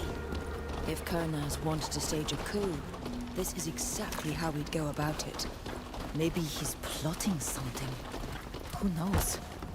You do your best not to wander into the cabins. Let's show them what we're made of!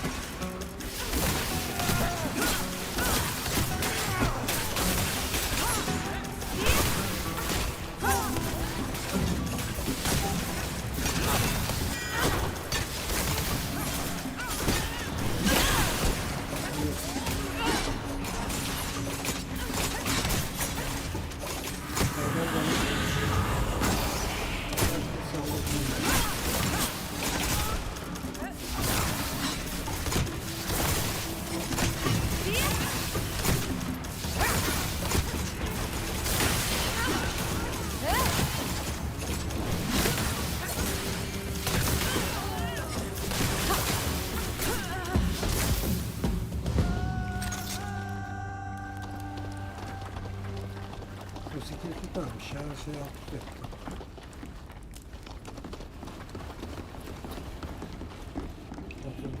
Büyük ihtimal açamaz. Aa işte.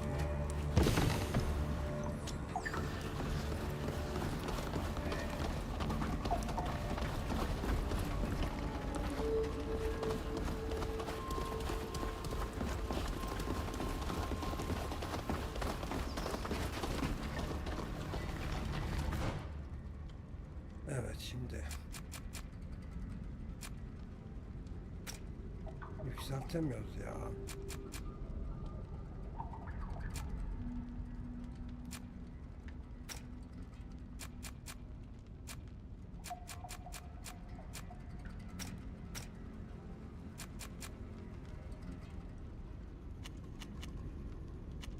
Seviye 12. Kanatkar seviyesi 4. Transfer ne oluyor lan? Ha, tarifler.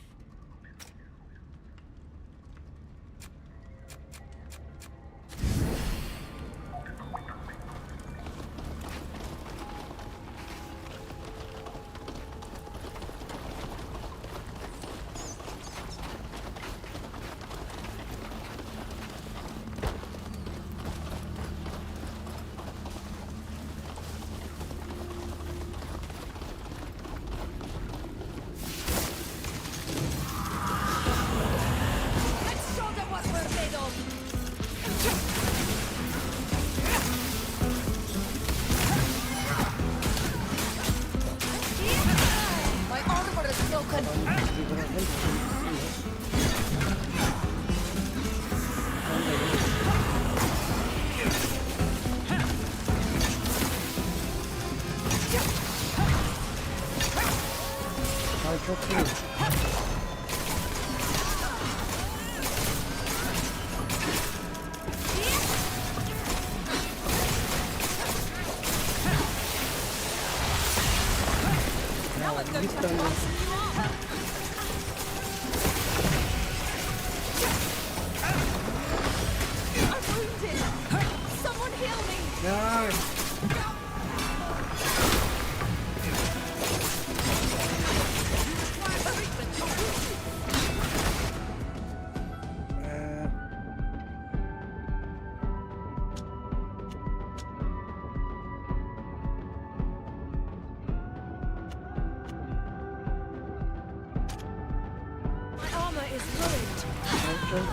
Ya hadi.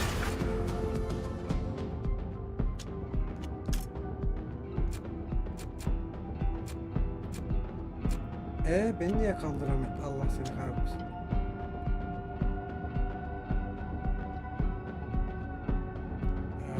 X yapalım.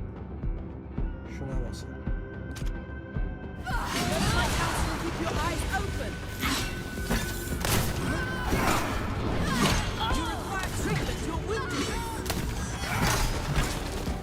Çıldıracağım ya.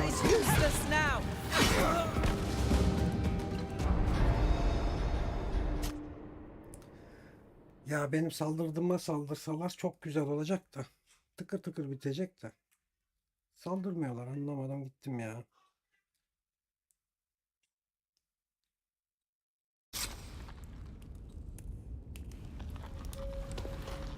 Nerede düştü?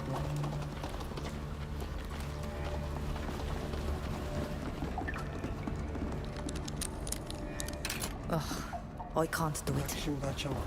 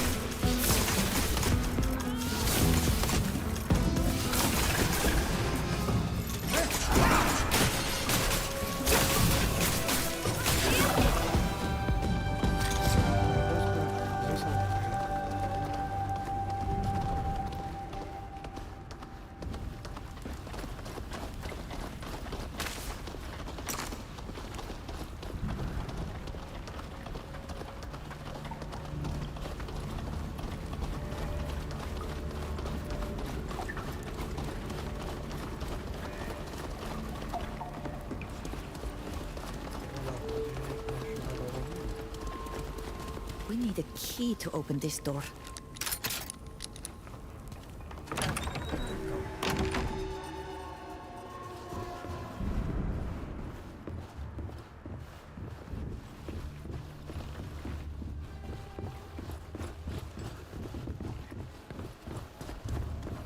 May the wind be blessed to have brought you here to us. I beg you to free us from this cave. I can't do it. This door is locked.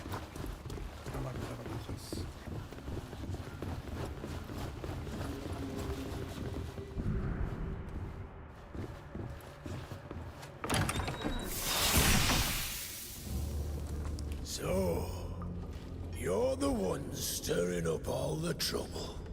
My men are in need of some serious training if they allowed a puny band of louts, led by a savage, make it this far. And how considerate of you to have come all this way. I understand your impatience to serve science. But enough gossiping. Guards, take them. Our scientists will be happy to have a few new subjects for their experiments. You think we're just going to give up without a fight? The enemy is here! Oh. Let's show them what we're made of!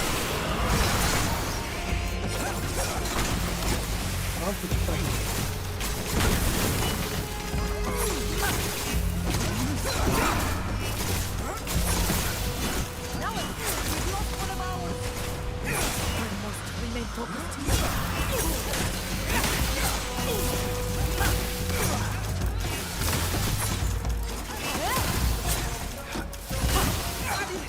Someone!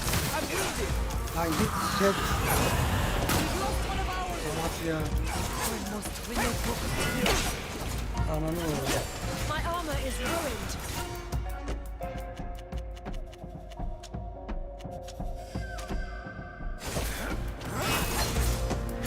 I'm wounded! Someone hit... Kill me! We've lost one of ours! May the enlightened be with me. I sense that my hour is near. Yana mı geldi? May the enlightened be with me. I sense that my hour is near. We've lost one of ours! I must remain focused.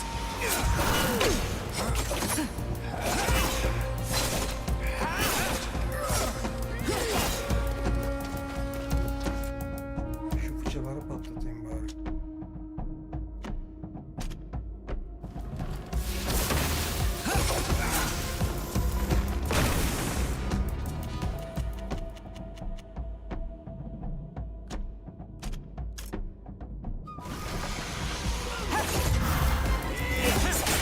My armor is broken.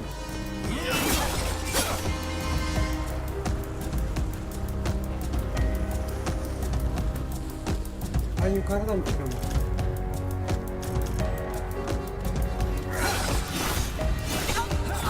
Yapma ya. Ya şu benim aptallar, beyinsizler benim daldığıma dalsa iş bitecek de yok. İlla kafalarına göre gidiyorlar ya. Ya anasının şeyinden başlayacağım ya. Of.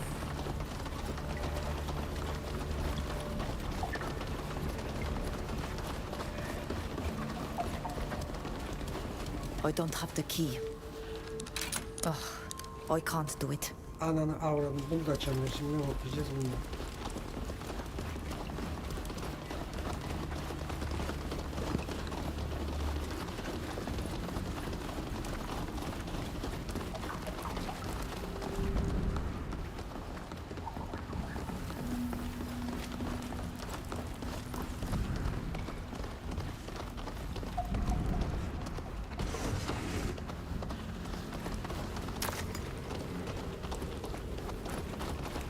Kapı var.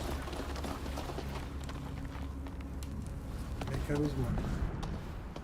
Mekanizma nerede şimdi?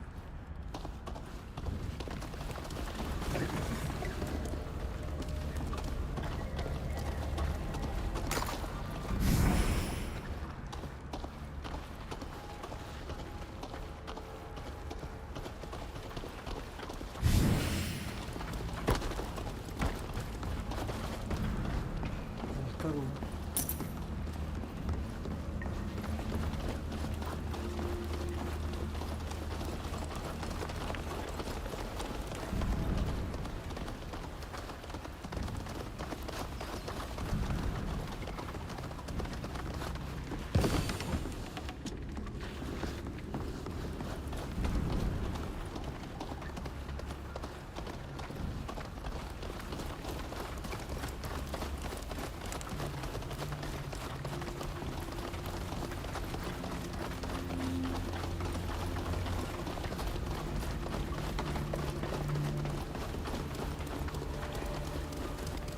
This door is locked.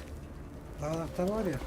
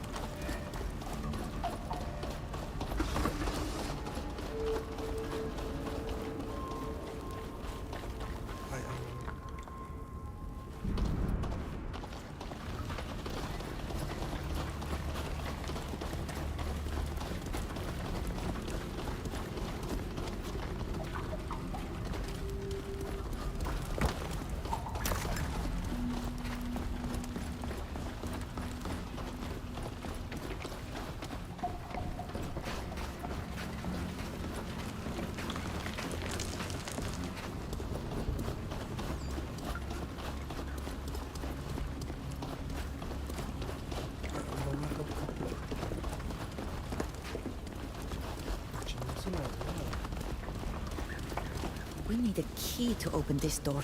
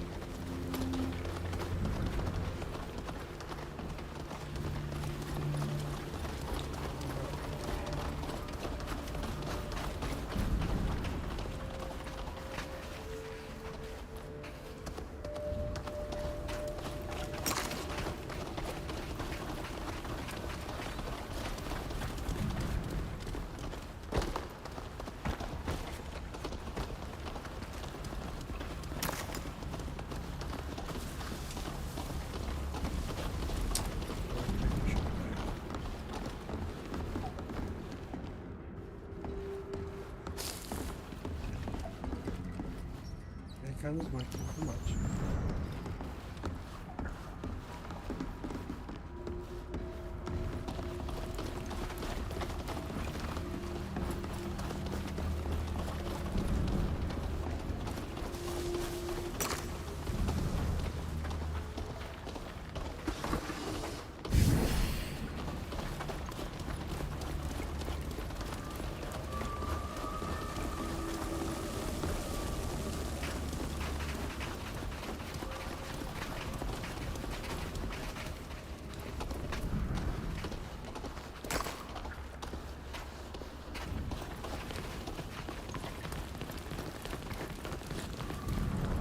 Burası geldiğim yer zaten.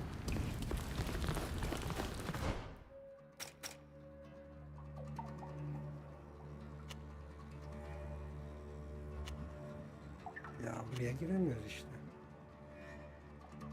Buradan yukarı çıkmıyor. Buradan buraya en fazla.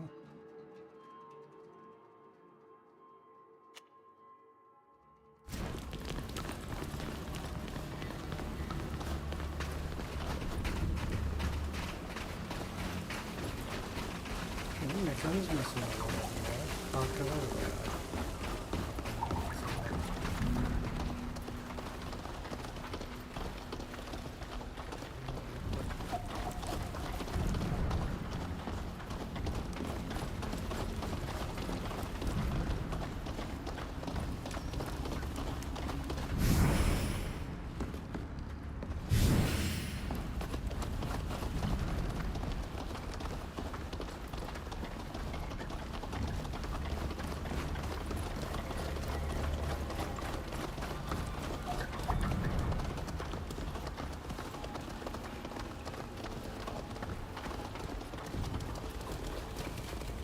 This door is locked.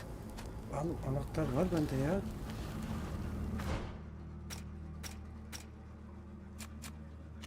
Var işte.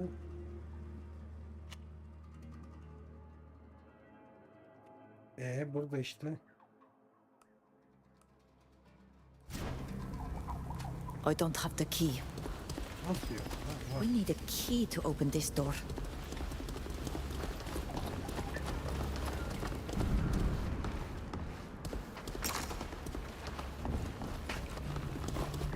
Kullanamıyoruz da değil mi? Bunun seçeneği de yok.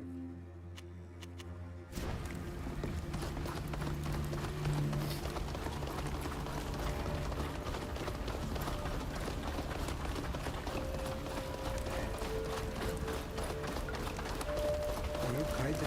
Şimdi ne yapacağız bilmiyorum.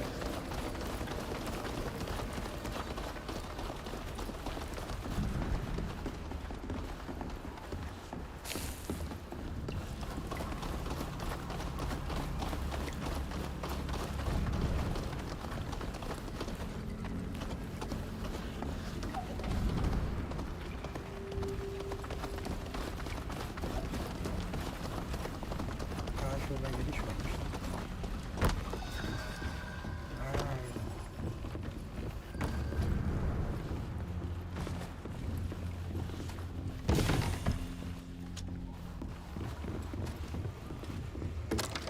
Buna bak anahtar. So, sound the alert!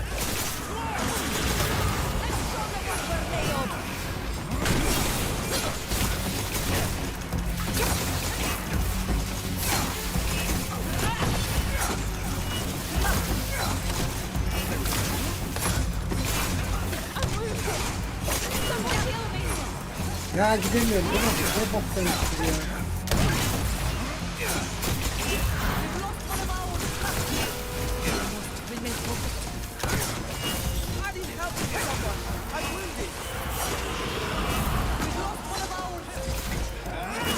Lan niye yemedim?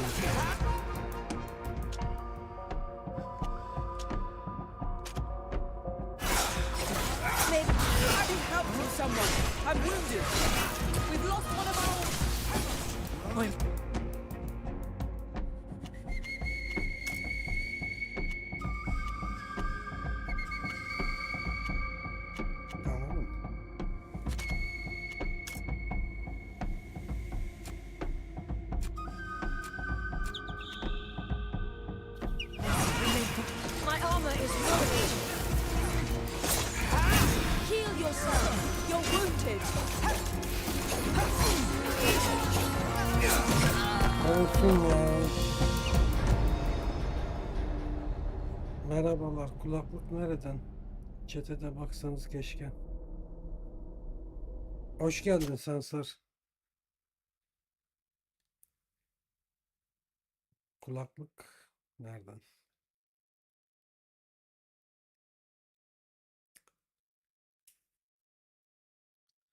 Bunlara işlemiyor şey ya.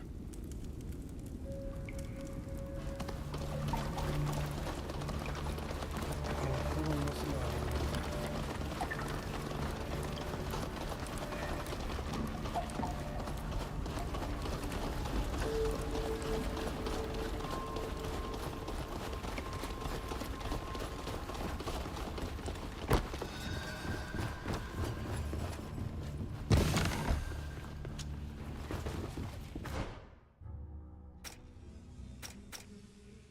Bir de şunların şeyine bakalım. Tüfek varmış da ben kullanamıyorum bunu.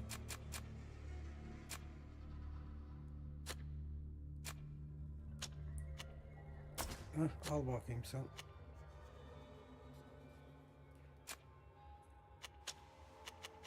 Ben de bunu al. Sana bir şey yok.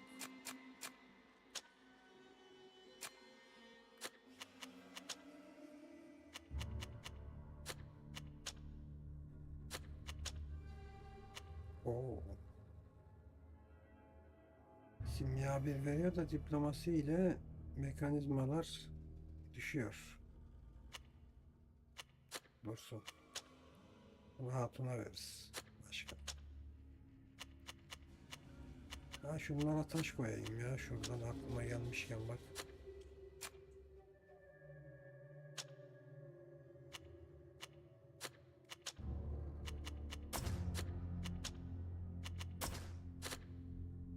Ya yapma.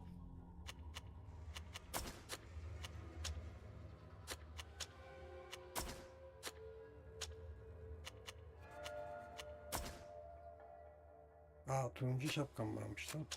Biz niye giymedik onu? Aa bendeki 6'ymış o yüzden.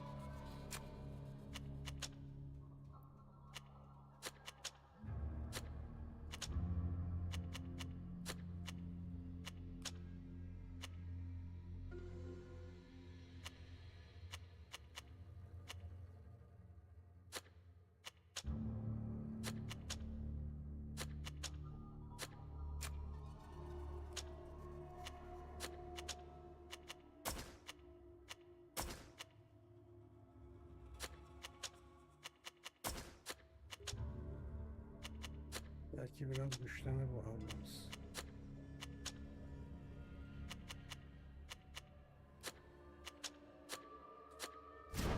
Tamam. Şu. Nerede bu?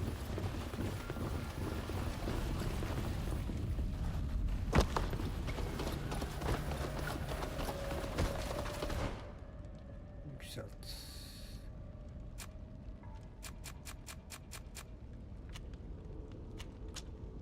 Şimdi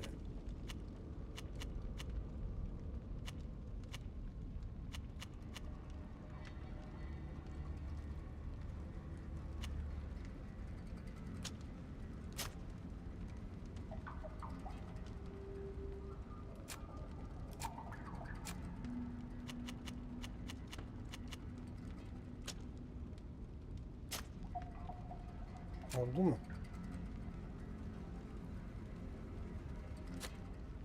Oldu.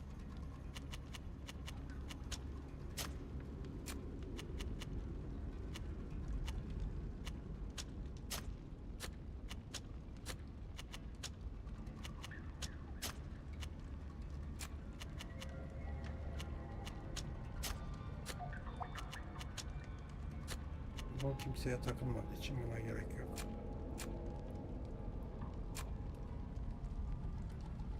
Tamam.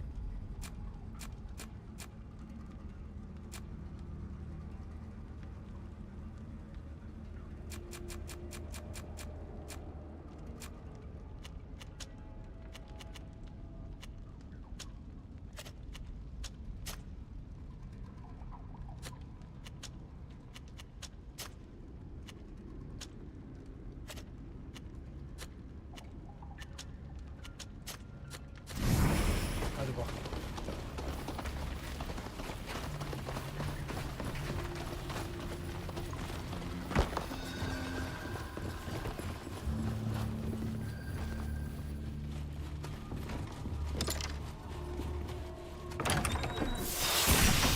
So, We're under attack. Prepare to fight. Only a fool dares to attack the best.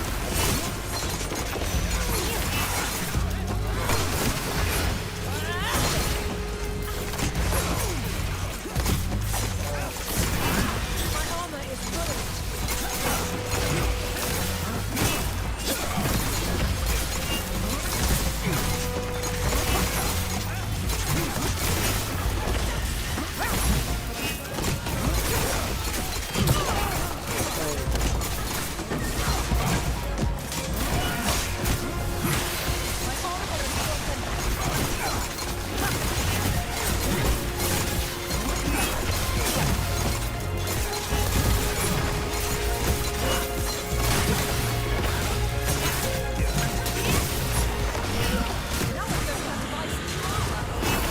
Heh, bize geçtik tarafından.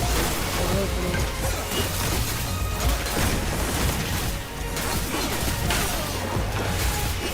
Aslanım benim.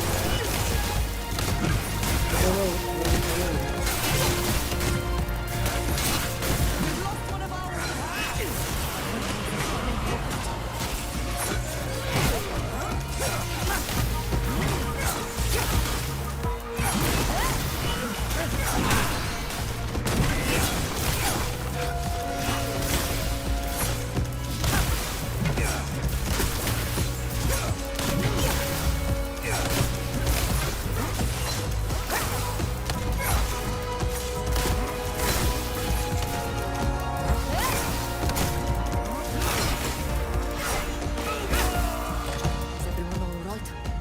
Blessed be the enlightened. I was truly convinced we would have to lay down our weapons in the face of so many soldiers. Since everyone is safe and sound, I think it would be wise to get going, and fast. We won't be able to hold off forever against another wave of soldiers. Bir tane kılıç aldık.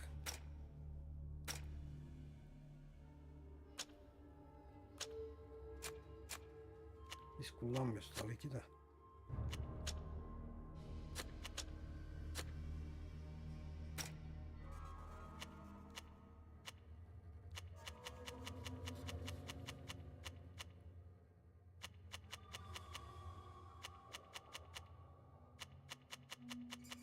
Benim kullandığım şey nerede ya?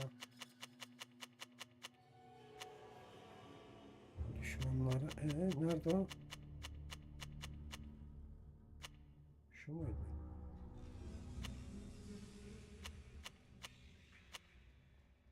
Ha.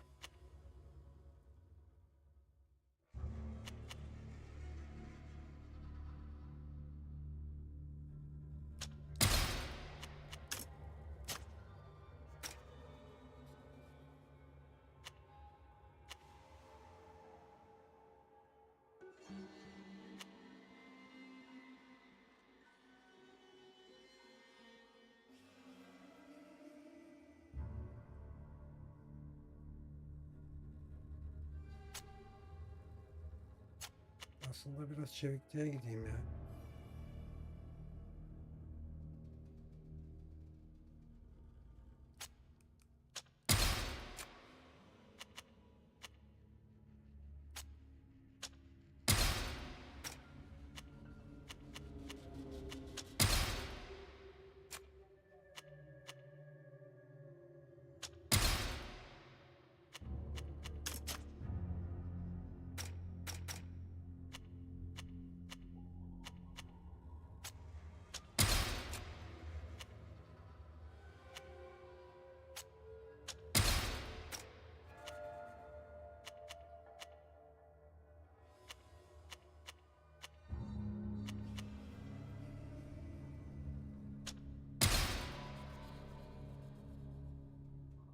Acaba bunları mı öğreneceğiz biz?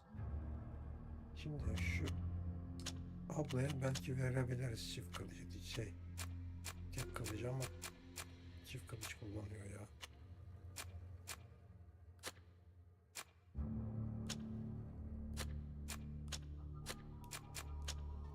Neyse bizim elemanlardan birine versin. Şimdi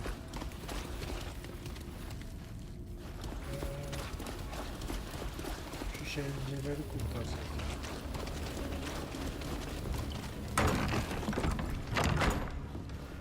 The scientists seem to have made a hasty exit. They didn't take the time to put anything away. They must have heard us fighting and decided to leave.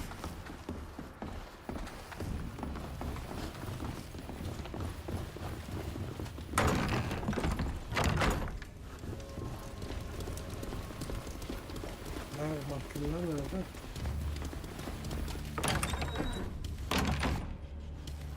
Hayda.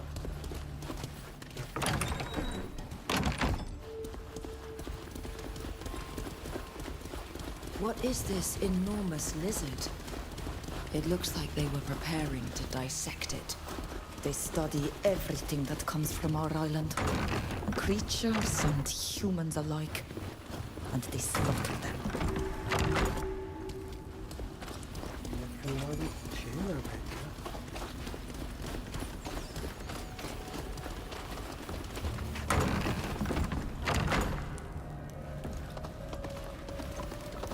Ha.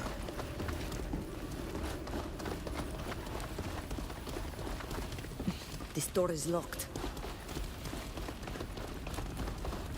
Oraya nereden gidiyorum işte?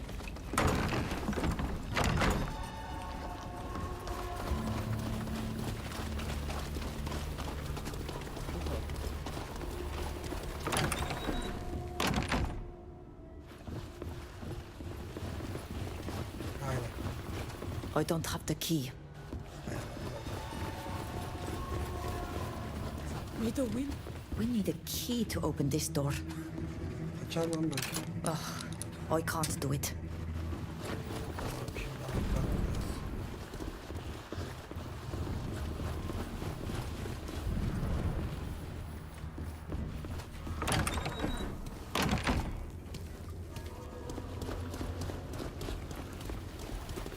This lever should activate the primary door. Engaging it may allow us to exit.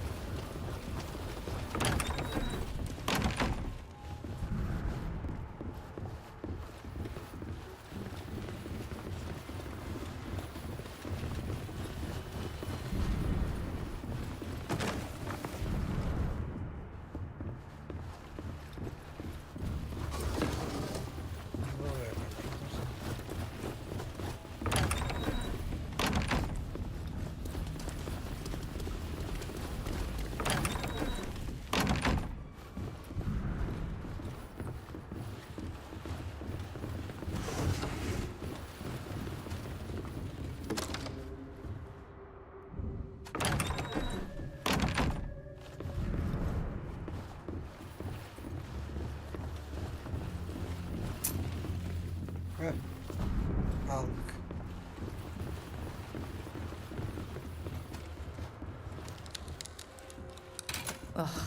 I can't do it.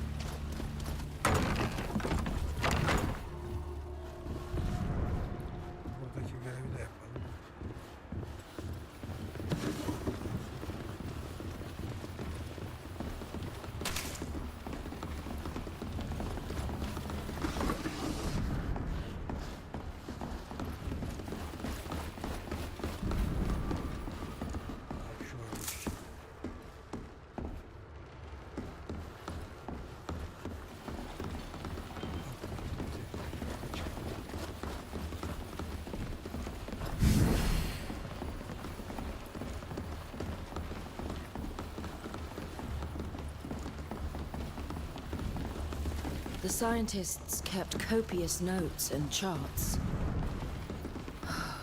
The lack of empathy they bear towards your people is terrifying.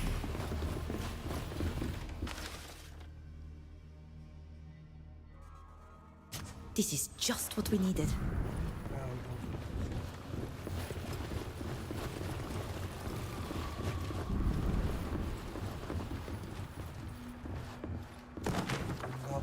Açarsın mı?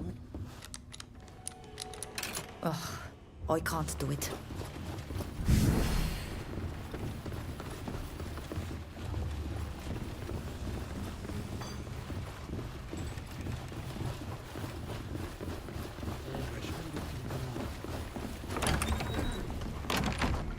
Aşağıdaki şeyler kurtaralım.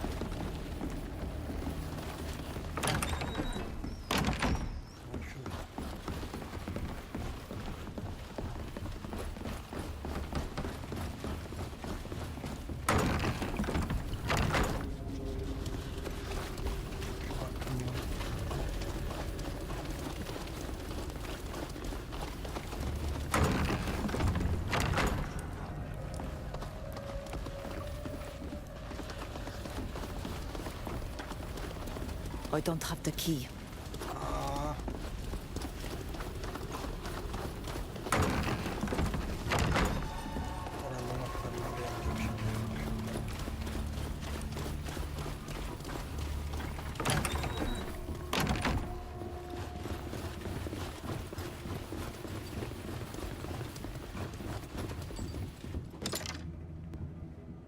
At Lorhadar. Thank you, sister. So many of our own were taken inside the building, never to return. Without the help of you and your strange friends, we would have surely died here. We must leave this place without delay. We discovered that there is a passage through the cave. Follow us. We will do our best to protect you. We will be right behind you.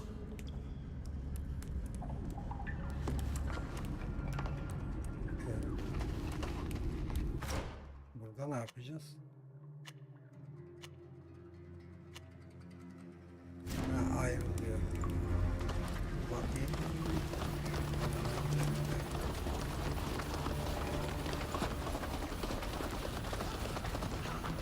Ne yapıyor lan bu? Is anybody there?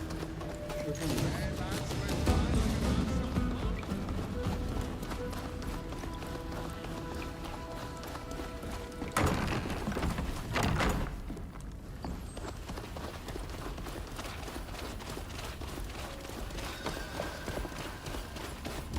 Oğlum askerler öldürdü mü ya?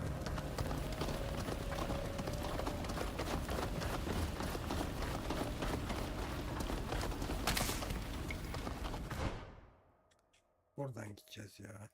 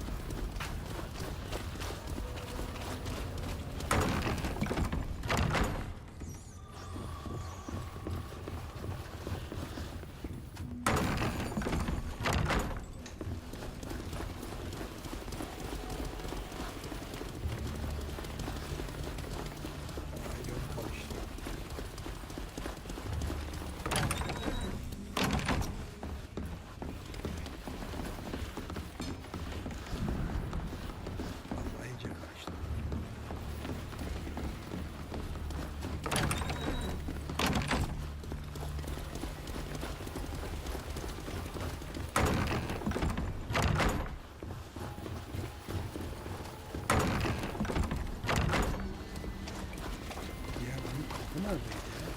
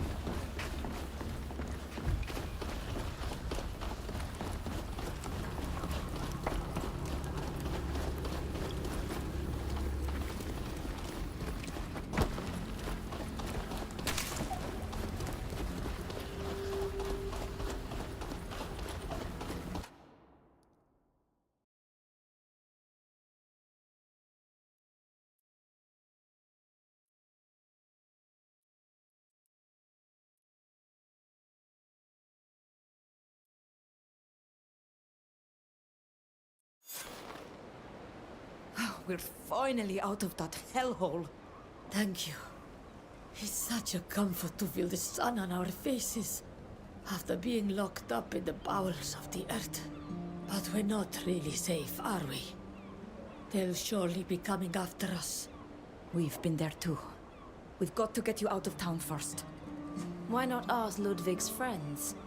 They've been very helpful, and I'm sure they'll be able to keep them safe. Would you believe that during a meeting on cargo security, I heard there was a smuggler operating in the port? She'll certainly ask to be paid for her assistance, but she's said to be very good at what she does. Well, we'll find a solution. Stay here. We'll come back for you as soon as possible.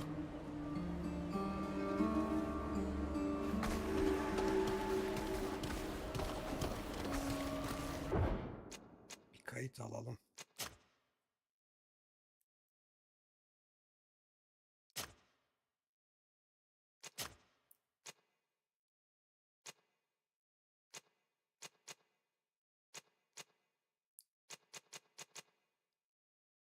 En son burada en üstte kalıyor. Tamam.